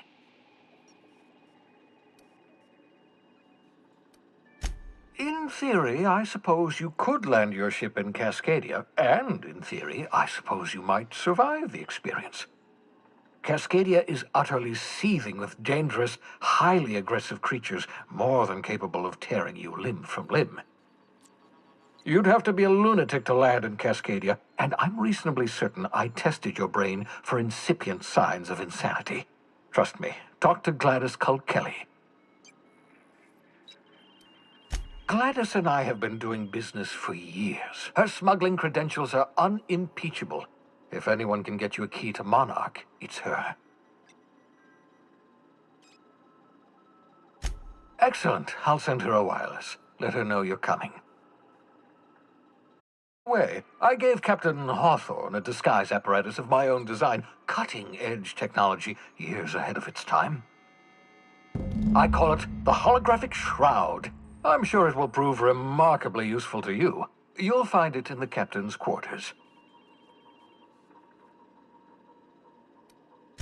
Marvelous device. I'm quite proud of myself. The shroud changes the user's appearance to mimic that of another. It has limits, first-generation technology, you see, but promising. Exciting use at last. Very simply, the holographic shroud uses biometric information contained on standard identity cartridges to generate a holographic projection around. only stands up to a casual scrutiny. Use it too long, bound to flicker, blur, something like that. Movement makes it more likely. Best used in moderation. When you see guards in your path you can't sneak past, for example. Maintain your distance. Act normal. No running, no jumping. Don't draw their attention. If they pay attention, they're more likely to notice flaws in the hologram.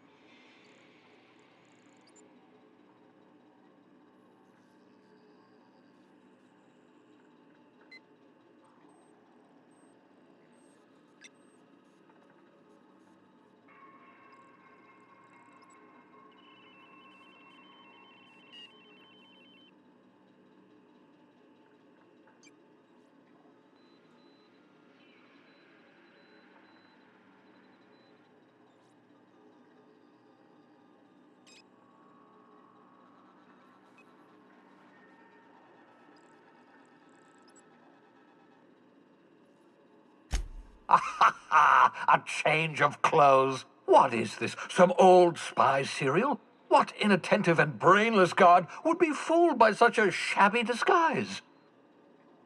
The holographic shroud masks not only your clothes, but your face and fingerprints. It modulates your voice and sweetens your breath.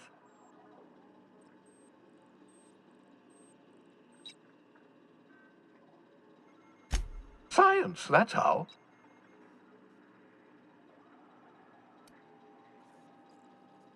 Ha ha ha ha! The beauty is they don't expect it. The shroud is the only one of its kind. We humans have a tendency to overlook the unexpected. Activate the disguise, walk past someone. What do they see? A figure dressed like a fellow employee. Don't act odd. They won't focus on you.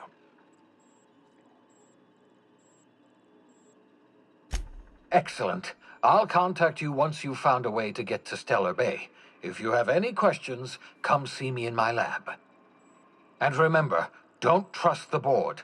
They'll try to win you over with promises of wealth and power, but it's a lie. The board's only interested in filling their own pockets. If we don't put a stop to them, they're going to run this colony to the ground. Transmission ended. If you are ready to depart, please select a destination on your navigation terminal.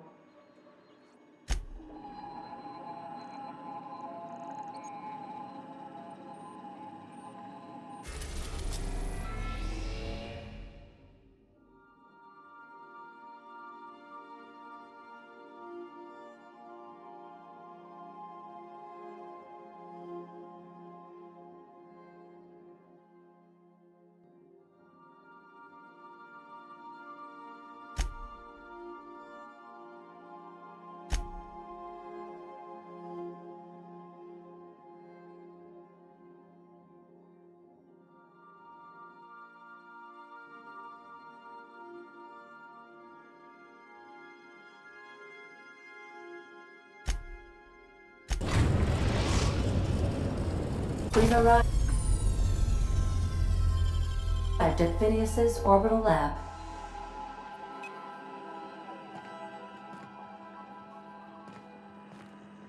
Welcome. How can I be of assistance? Certainly, Captain. What would you like to hear? A neutron walks into a bar and asks, "How much for a Rizzo's rum and something?" Leering, the bartender replies, "For you, no charge." Now playing a Spacer's Choice advertisement jingle. It's not the best choice. It's Spacer's Choice. My pleasure, Captain. As you wish, Captain. I must comply with all direct orders. I have lots of minutes. Many minutes. Unlimited minutes, perhaps. Providing an adequate power source, I can function indefinitely.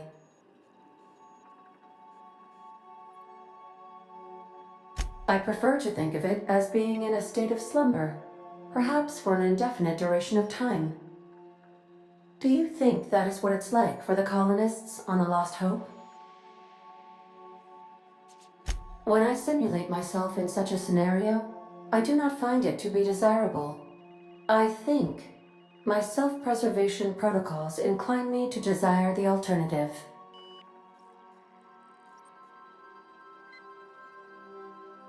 Traveling the system with you, Captain.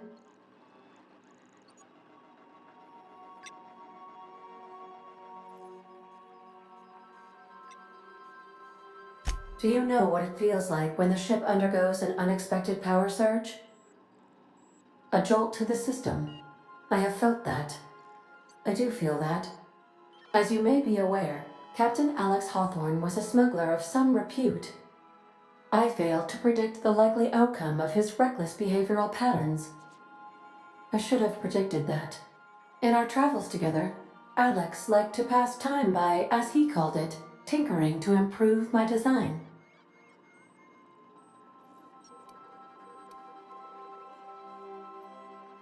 If you mean, was Captain Hawthorne my first? Yes, he was. How can I be of assistance? What part of the colony would you like to discuss? Ah, yes. As Dr. Wells is a wanted outlaw, He built his laboratory into an asteroid. Orbital destinations can be challenging to land on. His more so than most. The outlaw scientist known as Dr. Phineas V. Wells has taken a measure of precautions to make the lab undetectable to those hunting him. Even knowing the location, my systems resist my orders to go where I instruct them. There is a bounty on his head, one with a markedly high reward amount. Shall I engage the laser weapons system?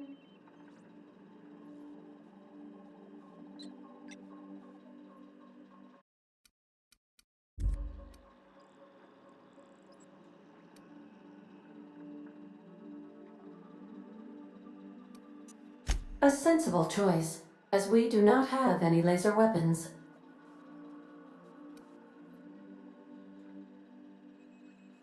Of course. What part of the colony would you like to discuss? We're cleared to dock with the Groundbreaker if that's your desired destination. If we're going there, please be sure all docking forms have been filed in triplicate and fees have been paid. The Mardettes take their docking laws quite seriously.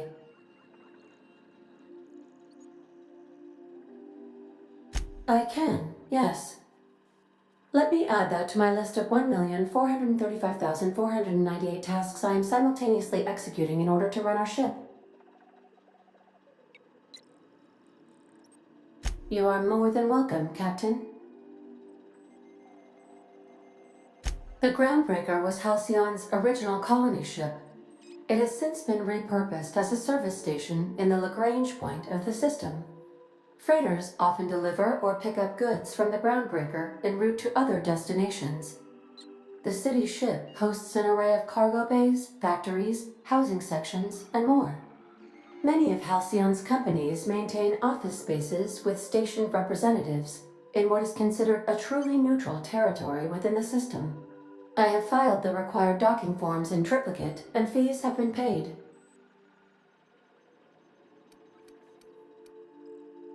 Of course. What part of the colony? Where in Monarch? Warning. All colonists are urged to reconsider travel to Cascadia due to infestation of mantisaurs and risk of indefinite detention or death.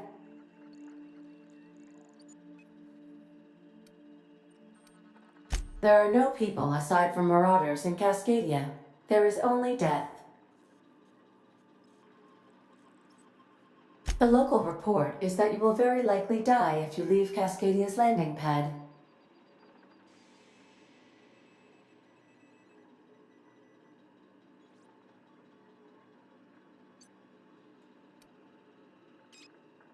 This is one of those times where you say one word but really mean another, isn't it?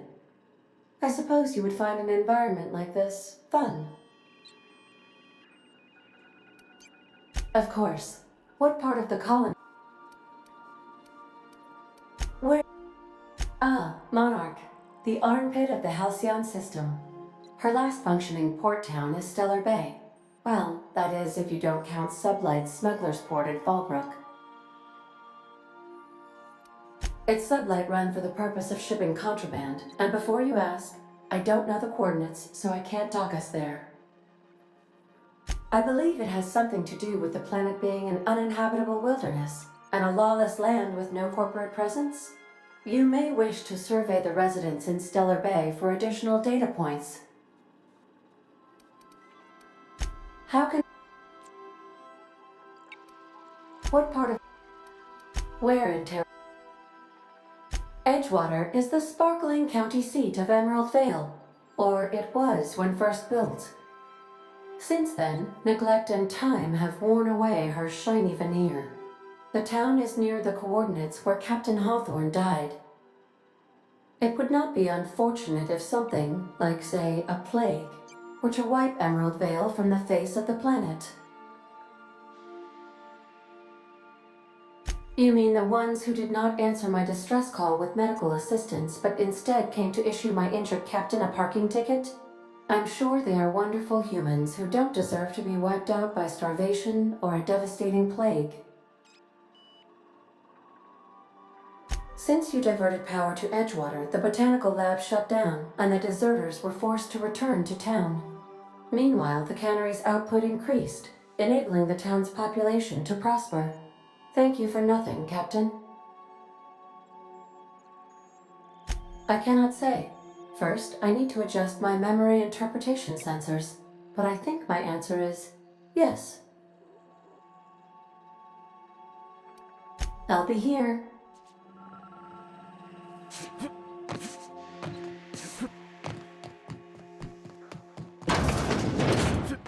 Make yourself at home, Captain.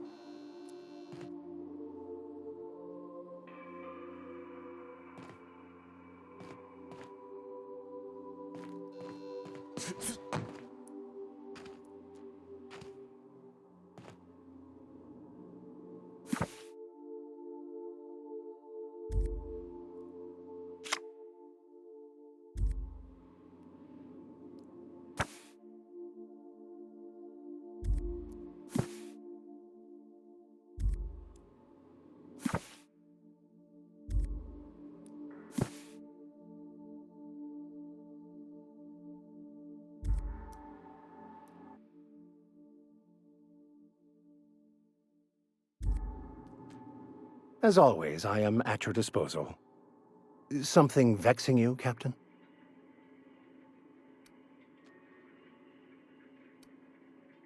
Nothing too out of the ordinary. Just your run-of-the-mill vicar with a violently enthusiastic disposition.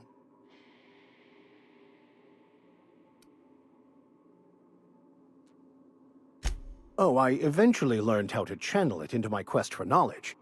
But my childhood, that is a different tale. I grew up in a pit of a town much like Edgewater.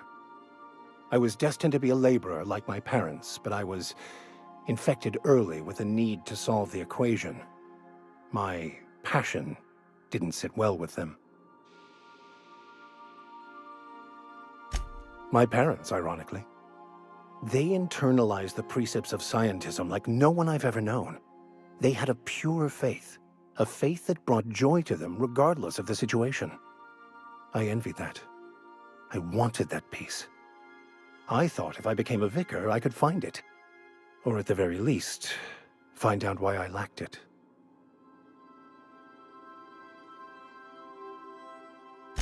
They thought I was fighting the plan, should have accepted my lot.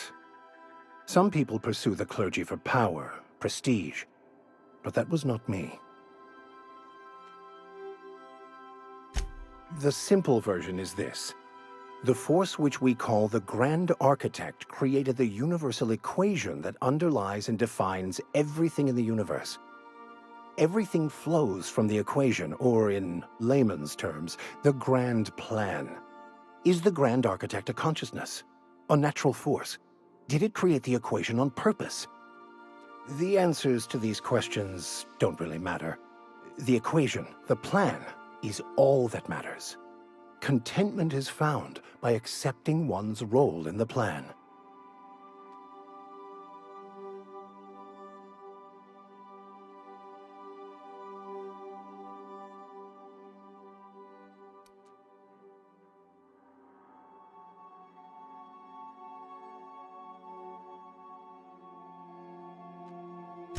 It can be if abused, but that can be said about anything. However, in the case of the Board and Halcyon, sadly, I believe you are correct.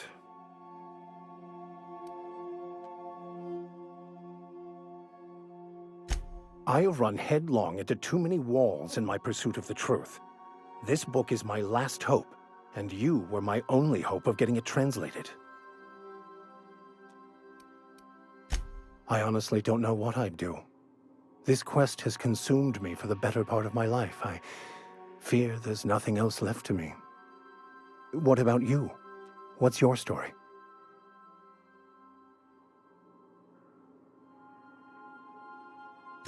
And how did he do that?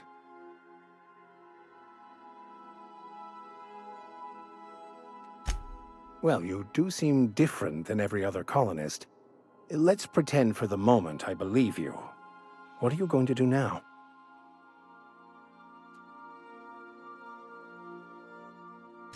That seems a dangerous proposition. Why risk your life now that it's been returned to you?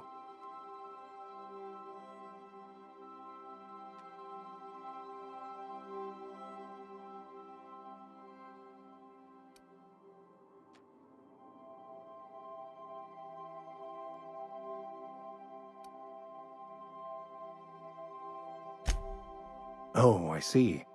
You have my condolences. Bokonu, the author, had some interesting theories about... Unfortunately, philosophism's a false religion that stands in contradiction to almost everything we know to be true. They believe all is chaos, but most of the philosophist perversion of Bokonu... Of course. If I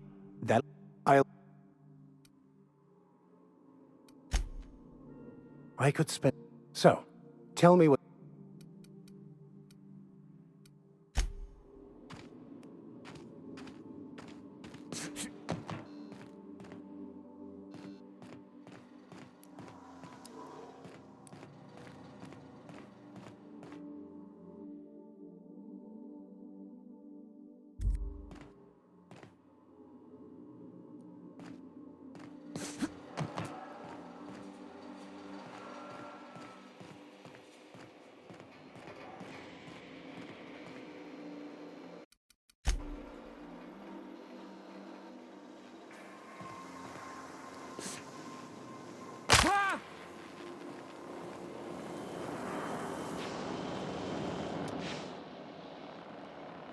I could probably spend years fixing this boat, stem to stern.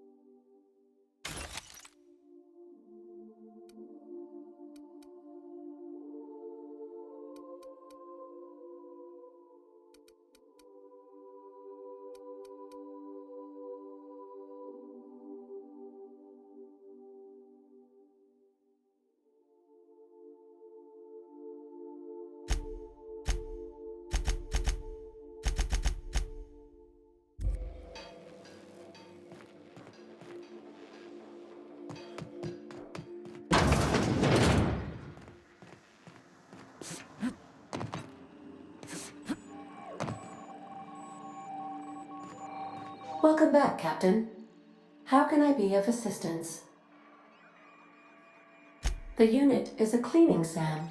Hawthorne brought it on board some cycles ago, I'm sure with the intent to modify it, but I've never seen it up and running. Alex likely recorded progress notes detailing his efforts to modify SAM. If you check the terminal in your captain's quarters, we may be able to determine what work remains in order for SAM to properly operate. See you soon, Captain.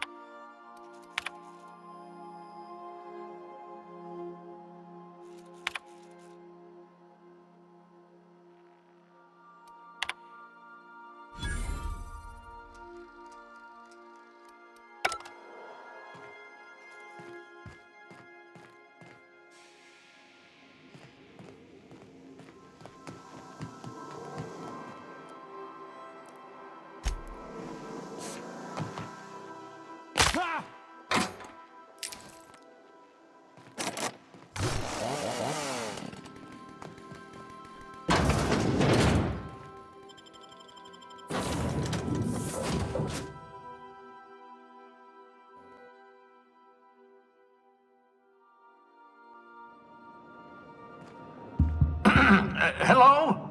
Can you hear me? Does this work? Oh, damn it! Blast, that's loud.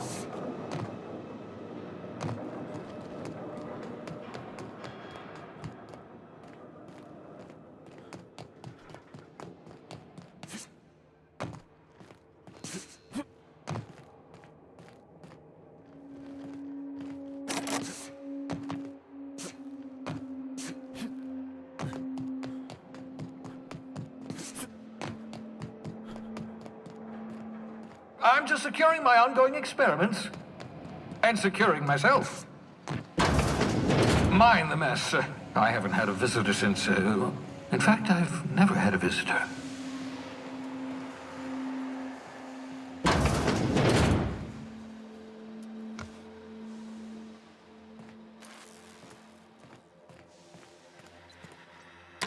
Oh, thank the law. Your skin hasn't spontaneously changed color. Potential side effect of the revival process. Very rare, but you never know. Right. Welcome to my little habitation, such as it is. I've got caffeinoids, cysty bits, if you're into that sort of thing. So, welcome. Make yourself at home. My secret hideout is your secret hideout.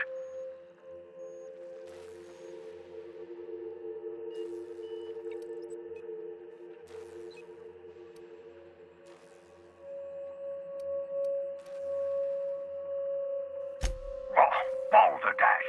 You had hadn't yet recovered your faculties of speech. What was I to do? Dear so-and-so, would you like to be shoved into an escape pod? Blink twice for yes? Still, I admit I may have been a touch hasty, even thoughtless. I do apologize if I rushed you.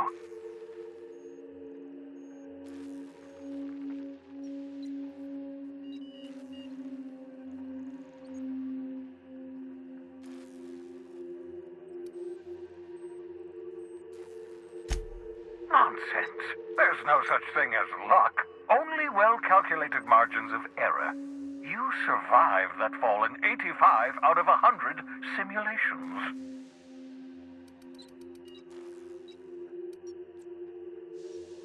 Yes, well, you're stuck here with the rest of us. Halcyon's our cesspit now, and we're all circling the drain together. We can wallow in our collective misery, or we can try to make Halcyon a better place. I don't know about you, but I'd like to live in a colony that isn't marching toward oblivion. Of course. What's on your mind?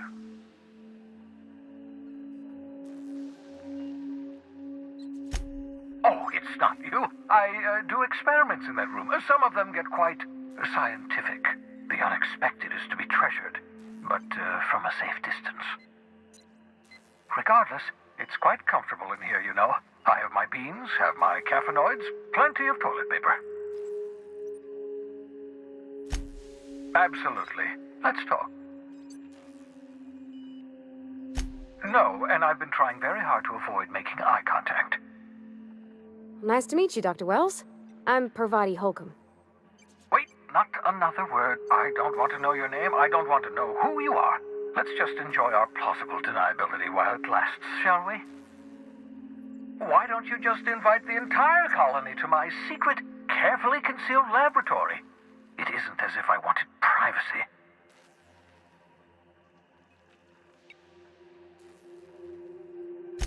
Oh, fine. As long as you're vouching for their character and they aren't touching things.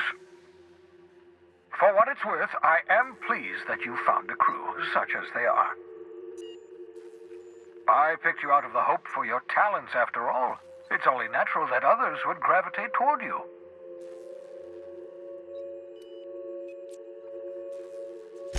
That's odd. I'm at least 65% certain my tone was sufficiently sincere.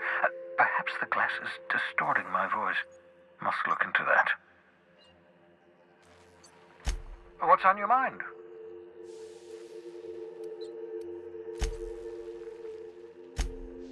Oh, goodness, no. I wouldn't survive 10 seconds in the blackness of the Aether. Well, no, I imagine I'd last at least 12 seconds before I'd lose consciousness and die of hypoxia.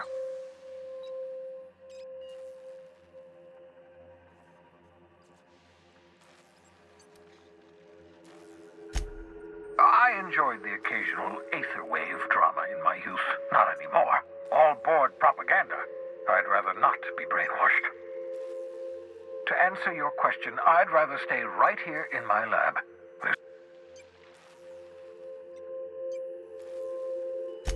Because we've lost our way, the board has a stranglehold over this colony, and we've all been conditioned into total obedience. The Hope is full of specialists, scientists, engineers, talented individuals like you, people who haven't been corrupted by the board. Unfortunately, the Hope's colonists have been frozen for decades, well past your shelf life, so to speak. No offense.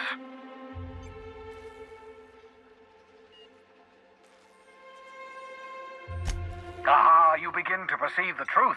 Yes, according to the board and their narrow-minded scientists, you should be a pile of organic sludge right now. 10 years. That's how long the average human can remain in hibernation. You were frozen for decades. In theory, you never should have survived the revival process. But the conventional theories are wrong. You're living proof that it can be done. There's yet hope for the Hope. Get it?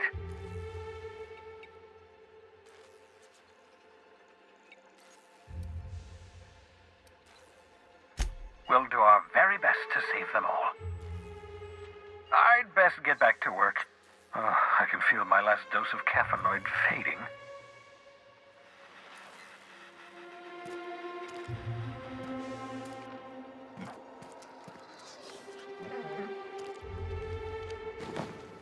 Your old hibernation mask. Had to remove it, in case you were prone to vomiting.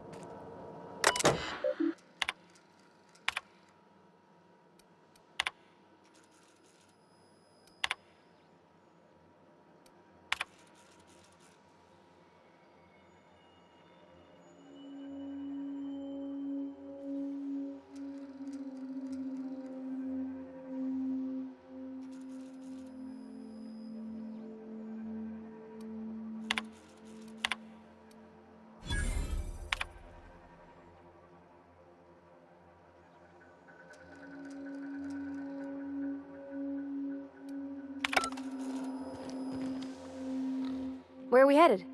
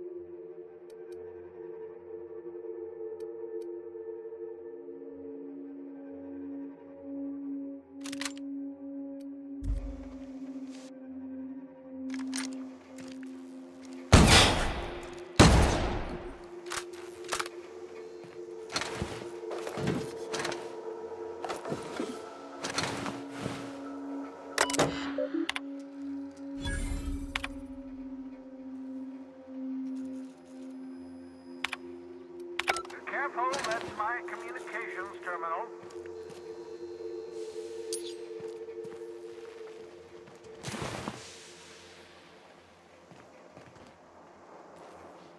By Verity, what?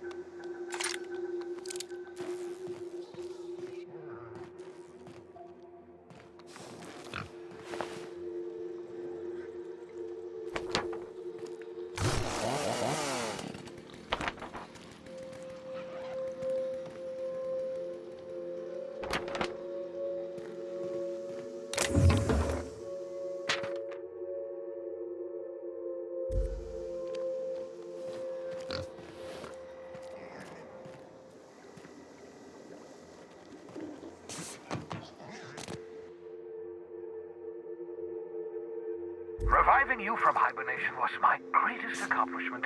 Your odds of survival were a mere 28%.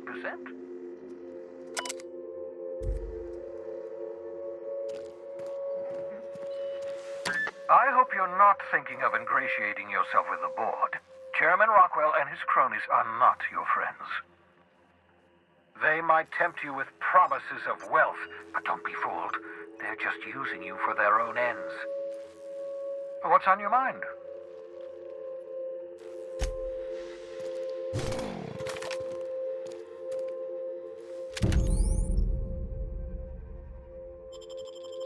Aha!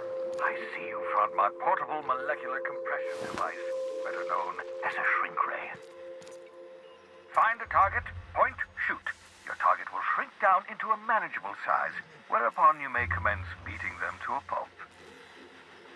Feel free to try it on a marauder sometime.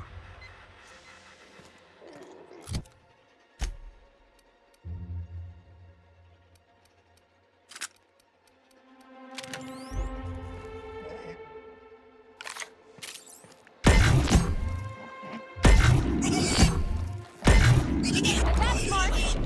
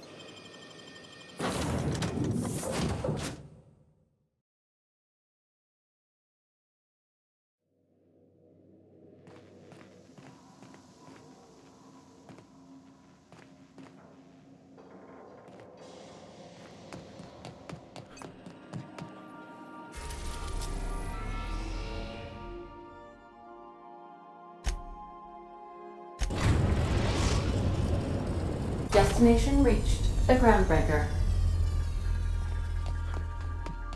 Let's talk when you're free. Hey, Captain. I heard that Groundbreaker's got a real good engineer. A lady named Junlei Tennyson?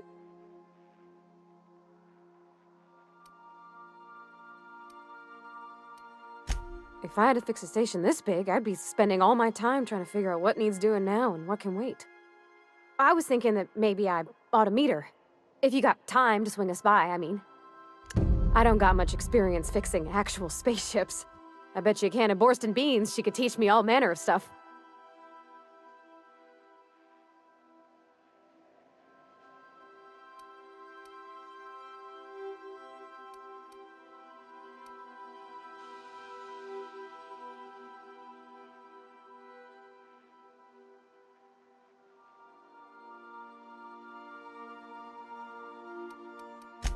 Thanks, Captain. I'll be sure to make it worth your time. Did you want to talk about something else?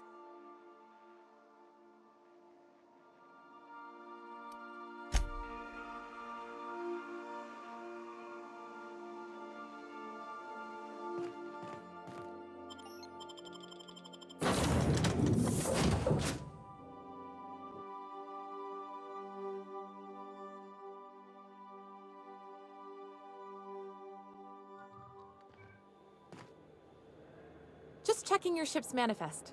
Standard procedure. Welcome to Groundbreaker, Captain. Hey, Captain. I'm in space. I never thought I'd be able to say that. Something you need?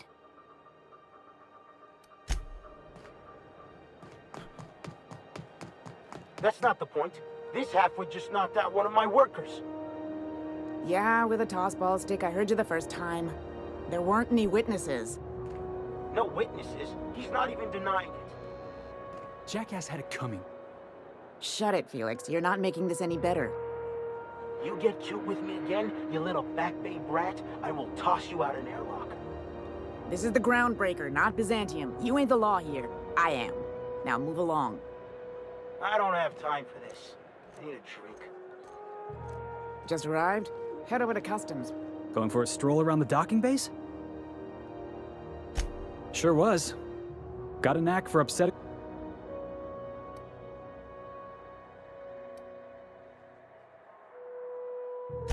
Yeah, because I knocked my foreman out with a tossball stick. But, to be fair, I wasn't the one who started it. The guy was insulting my Rizzo's Rangers.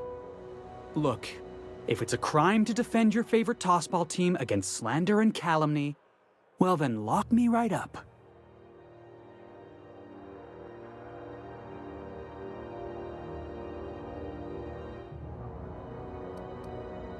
You wouldn't be saying that if you'd been there. Guy never liked me, always trying to get a rise out of me. But I keep my chin up, right? Be the bigger man, I tell myself. He's a Spacer's chosen man, though. So when the Chosen beat my Rangers the other night, my foreman comes swaggering up with his head full of boasting.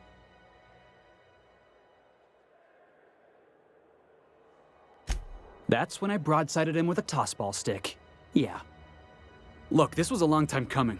Guy thinks he can push me around because he's some sky-high foreman, and I'm just a Back Bay's dock worker. Well, former dock worker. Guess I just tendered my resignation.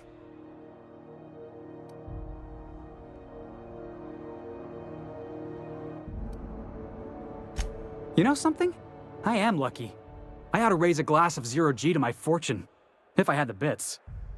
Hey, not for nothing, but I saw you wander out of that ship over there by the dock. Wouldn't happen to be yours, would it?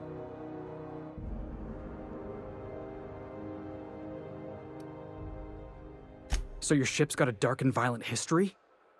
This is just too perfect. Hey, I don't want to talk your ears off, guessing you got places to be. I appreciate your time. Felix Millstone. Pleased to make your acquaintance. See you around, boss.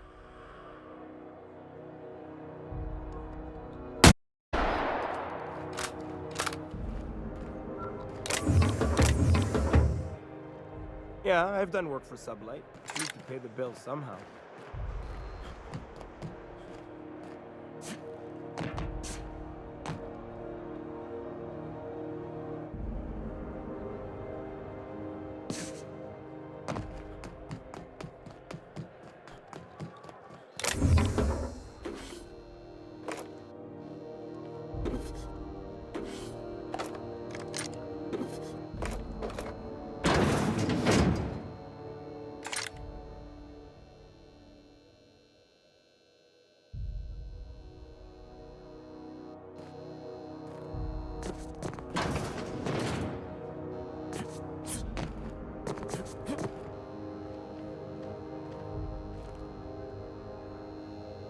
I'll keep quiet.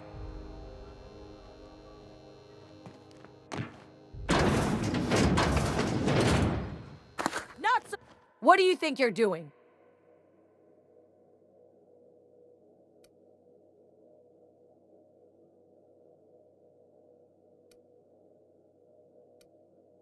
I don't want any trouble out of you. Move along.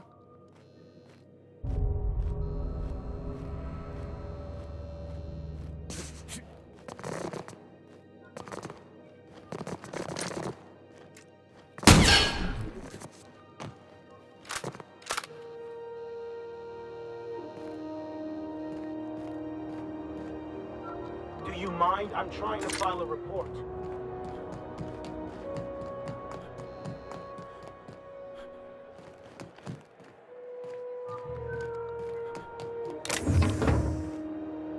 You learn to keep your eyes to yourself in my time. Nobody wants you looking close at the carnival.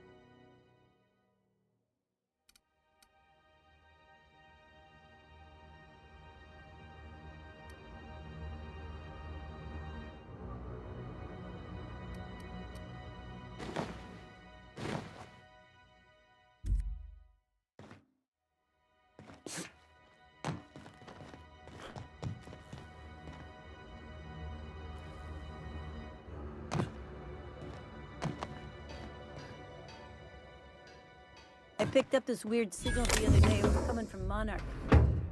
Here we go again.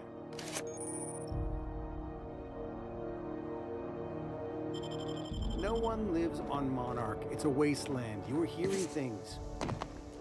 No, seriously. There was a lot of static at first, but then this voice said his name was Graham? Graham, right. Broadcasting on a dead world full of monsters. Now I'm sure of everything. You know, it takes more muscles to frown than smile. Who told you that, Graham? This is Halcyon News. We interrupt your regularly scheduled advertisement for the following story. The board would like to remind spacers and other travelers that passage to Monarch is restricted for your protection. Canyons of acid and sulfur rain are the latest horrors beneath the surface of Monarch. Anarchists live as one with the animals, lawless, savage, and unemployed. The board's embargo ensures that nothing can leave the planet and threaten our hardworking citizens. This has been Halcyon News, your only source for news in the Halcyon colony.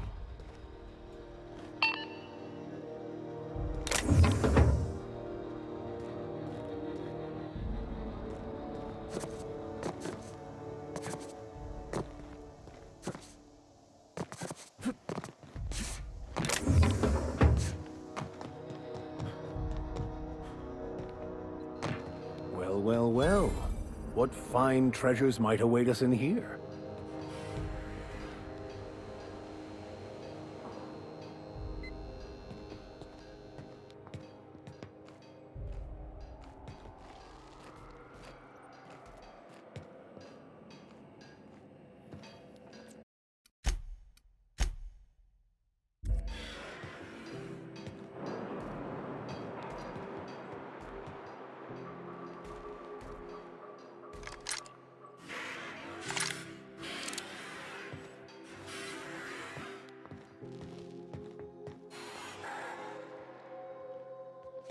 What was that?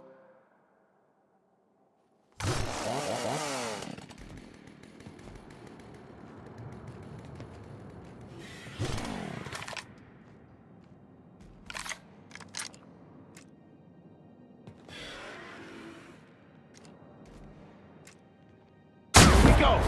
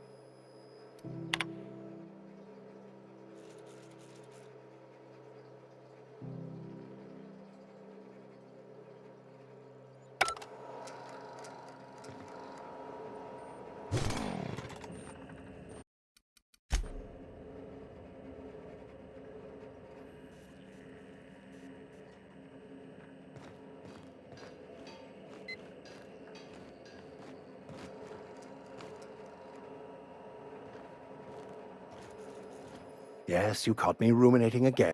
What's up?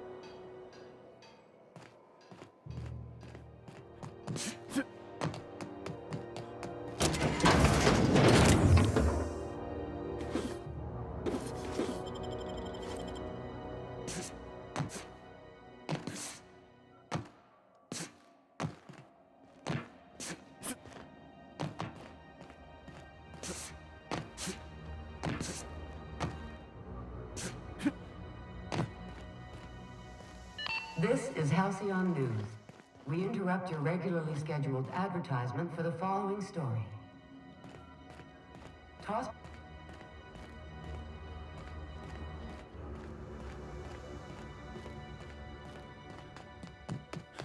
This is security. I can check the departures registry to find out which crew the Scholar shipped in and out with.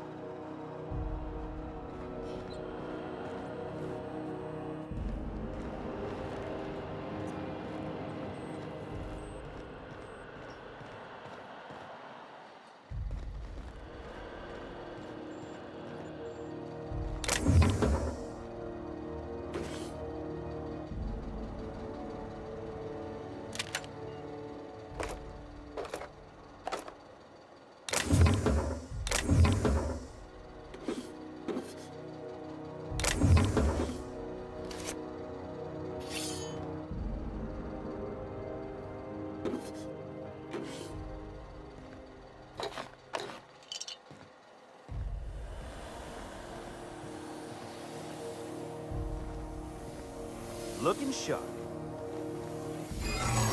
What's that noise? What do you think you're doing? Don't take my job, okay?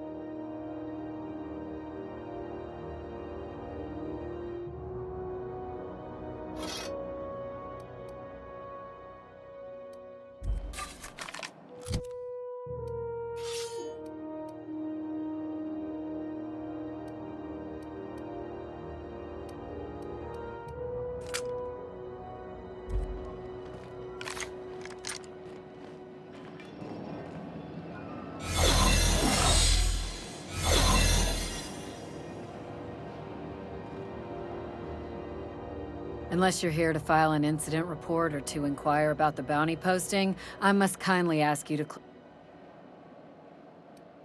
Do I look like your gossipy best friend? While I'm on post, I take my duties real serious. I would have no qualms whatsoever escorting you to a cell. Understand?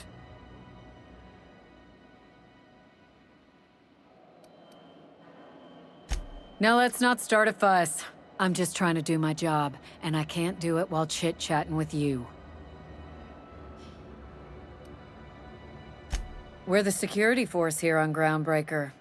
Started back before the crossing, you know. The original force was made up of a Marine detachment from the 77th Marine Expeditionary Unit, Trailward Fleet. Folks started calling us Mardettes because it was easier to say. Guess it stuck. Got a hot one for you. Captain Gunnar McRed. Just 26 hours old. The posting, that is, not the criminal. Allegations include several counts of flying under the influence, carrying open alcoholic containers, failure to pay docking fees, resisting arrest, and assaulting not one but 2 officers.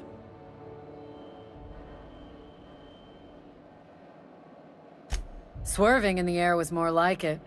Then he crashed hard into the dock and tumbled out of his ship and fled on foot. Spilled Rizzo's Violet Spectrum vodka all over Officer Hartley. An affront of its own, considering none of us are approved for anything higher than green spectrum.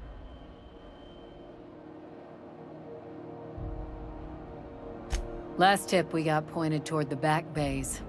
You want the reward? Do the legwork. Oh, I will. Soon as the chief approves the personnel reorg required for a bounty dispatch. So, in about 3 to 7 weeks. You and about 6 other enterprising mavericks. It's only a matter of time before someone brings me McRed's head, or his lucky lighter, as proof of kill. I do hope you're the lucky hunter, though. Good luck and skip speed to you.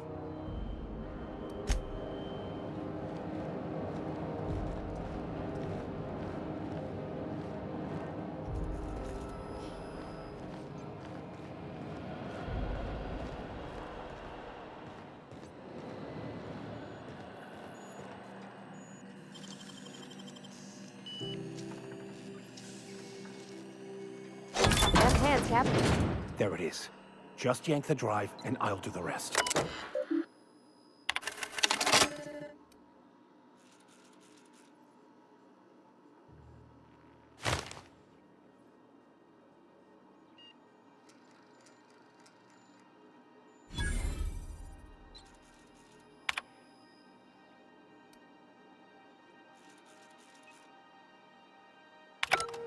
Now that we have the data cartridge, I can finally find out where that scholar I'm looking for ended up.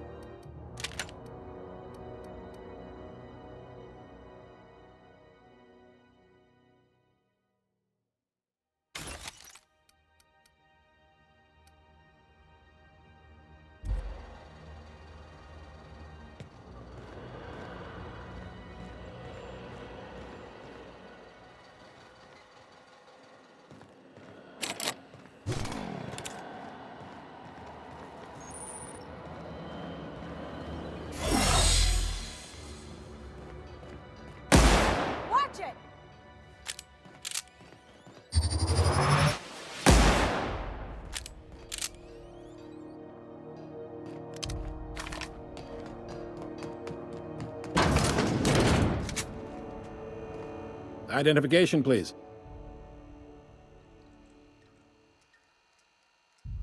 Captain Hawthorne, you said. Let me apologize in advance. I'm about to ruin your day. According to your ship's record, you've been flagged by the board. Your ship will be impounded until such a time as they see fit to lift it. But we've hardly been out of Edgewater long enough to get in trouble. Well, isn't this wonderful? The captain's done something to get on the board's bad side. Now, hold on. This isn't the end of the world. Probably.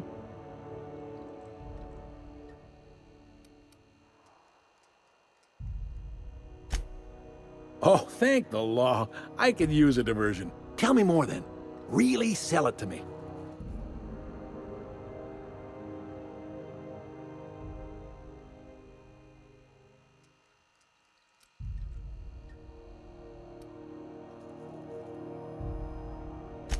Not fond of that story. It lacks dazzle. What else have you got? Please, you can do better than that. Where's the drama? I like where this is headed. What happened to this, vile kidnapper? You must feel terrific. Good for you. Not stuck, per se. You could always throw yourself out the airlock. Of course, then you'd find yourself with an exciting new problem. Just the opposite. The board knows we don't they're interfering in our operations here. Surely this must be some sort of mix-up. They must have a real big bee in their bonnets, then. Everyone knows you don't trifle with Groundbreaker if you want to get your goods on time. If I had to take a guess as to why, you probably riled up the wrong petty board bureaucrat. A man named Udom Bedford.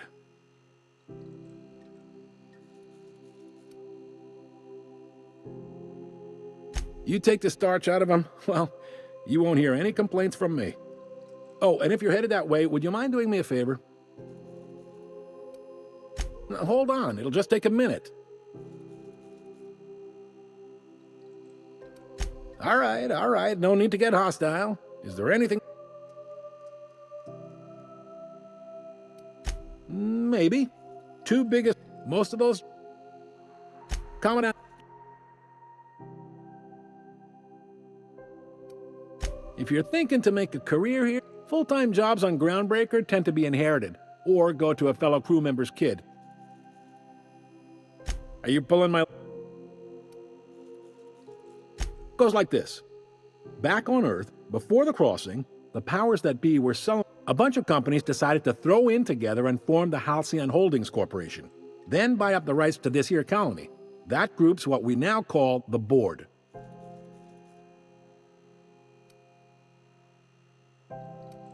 Sitting around drinking whiskey and smoking cigars, yeah, probably. Can't say for sure, of course. Doubt I'll ever see the inside of it myself. Yep, Groundbreaker's the only real independent port.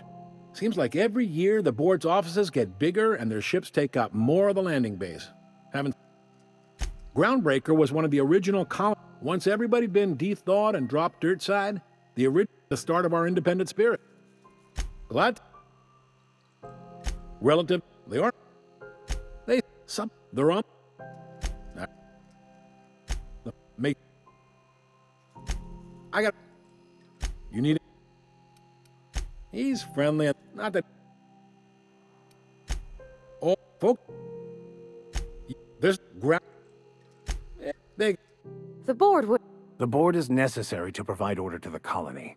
They believe it's their prerogative to overrun you. It's a tough line to walk, no doubt about that.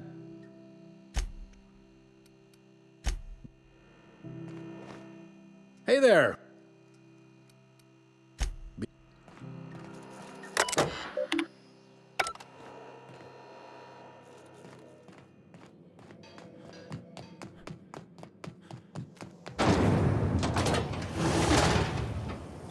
Try not to be distracted by the glare of the adverts. Lots of unsavory types about.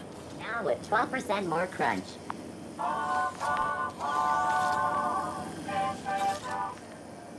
So far as you know, I'm not drinking on duty. Hold on. Bezos lemon slap. Mechanicals all over, but they still got us sweating to move boxes.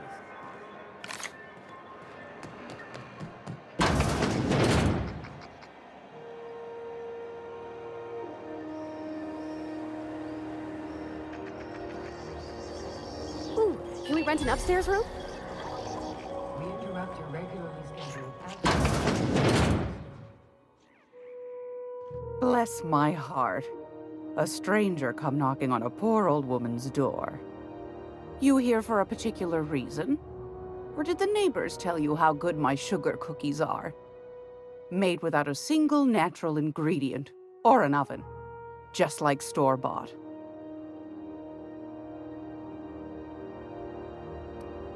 I found a handsome ceramic mandapillar at a salvage auction last week.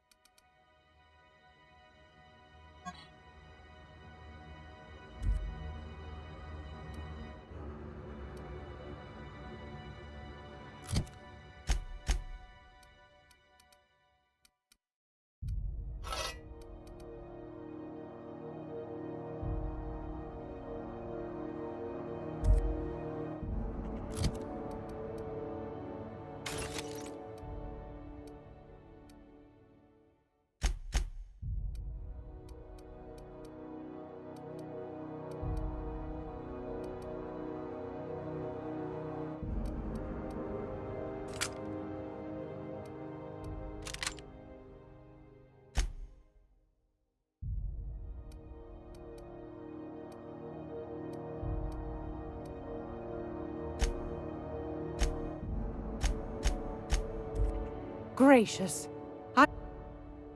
Those have been the height of illegality since Stellar Bay turned their noses up at the board. You and I could be thrown to the void just for discussing such a transaction. Lucky for us, Groundbreaker's a free port. We're outside of the board's control. For the time being, at least. Now, I only have the one nav key.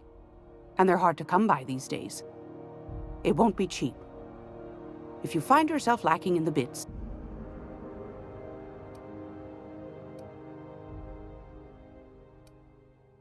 you've certainly been blessed with an abundance of sass, haven't you? But it's your interstellar currency I'm interested in, not your nethers. Phineas, that old kook. He was quite the dancer back in his prime, did he tell you? Real light on his feet. Real light on the wallet, too. He still owes me a small fortune. Laws. Maybe I should charge you double.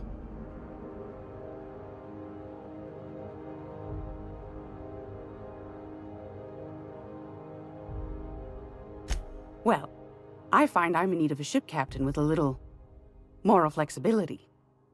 Might be this could help out the Groundbreaker, as well as earn some bits. But if you've got qualms...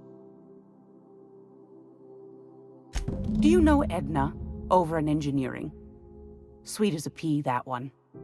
She sent me a recording of a distress... Curious thing is, it came from an outpost called Roseway.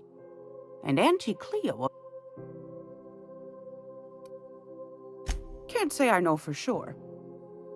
Sounds like someone poking into somewhere they shouldn't be got into a spot of trouble. Comm centers don't operate themselves, Captain. Someone had to have sent that distress call manually. Those corps are cleverer than all get out. Might have been a ruse to keep the rest of the board from sniffing around. You've got an ear for intrigue and a nose for bits. I like that. Here's a copy of the SOS recording, complete with the coordinates. The more we got the corps fighting each other, the less time they got to meddle in our affairs.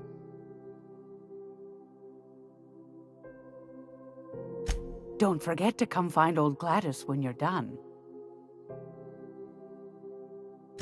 Might want to acquaint yourself with Junlei Tennyson, Groundbreaker's chief. You'll find her fretting in engineering.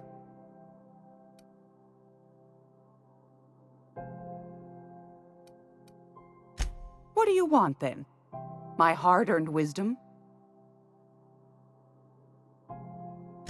That's right, dearie. The only independent station in the colony. That's us. Though for how long, I can't say.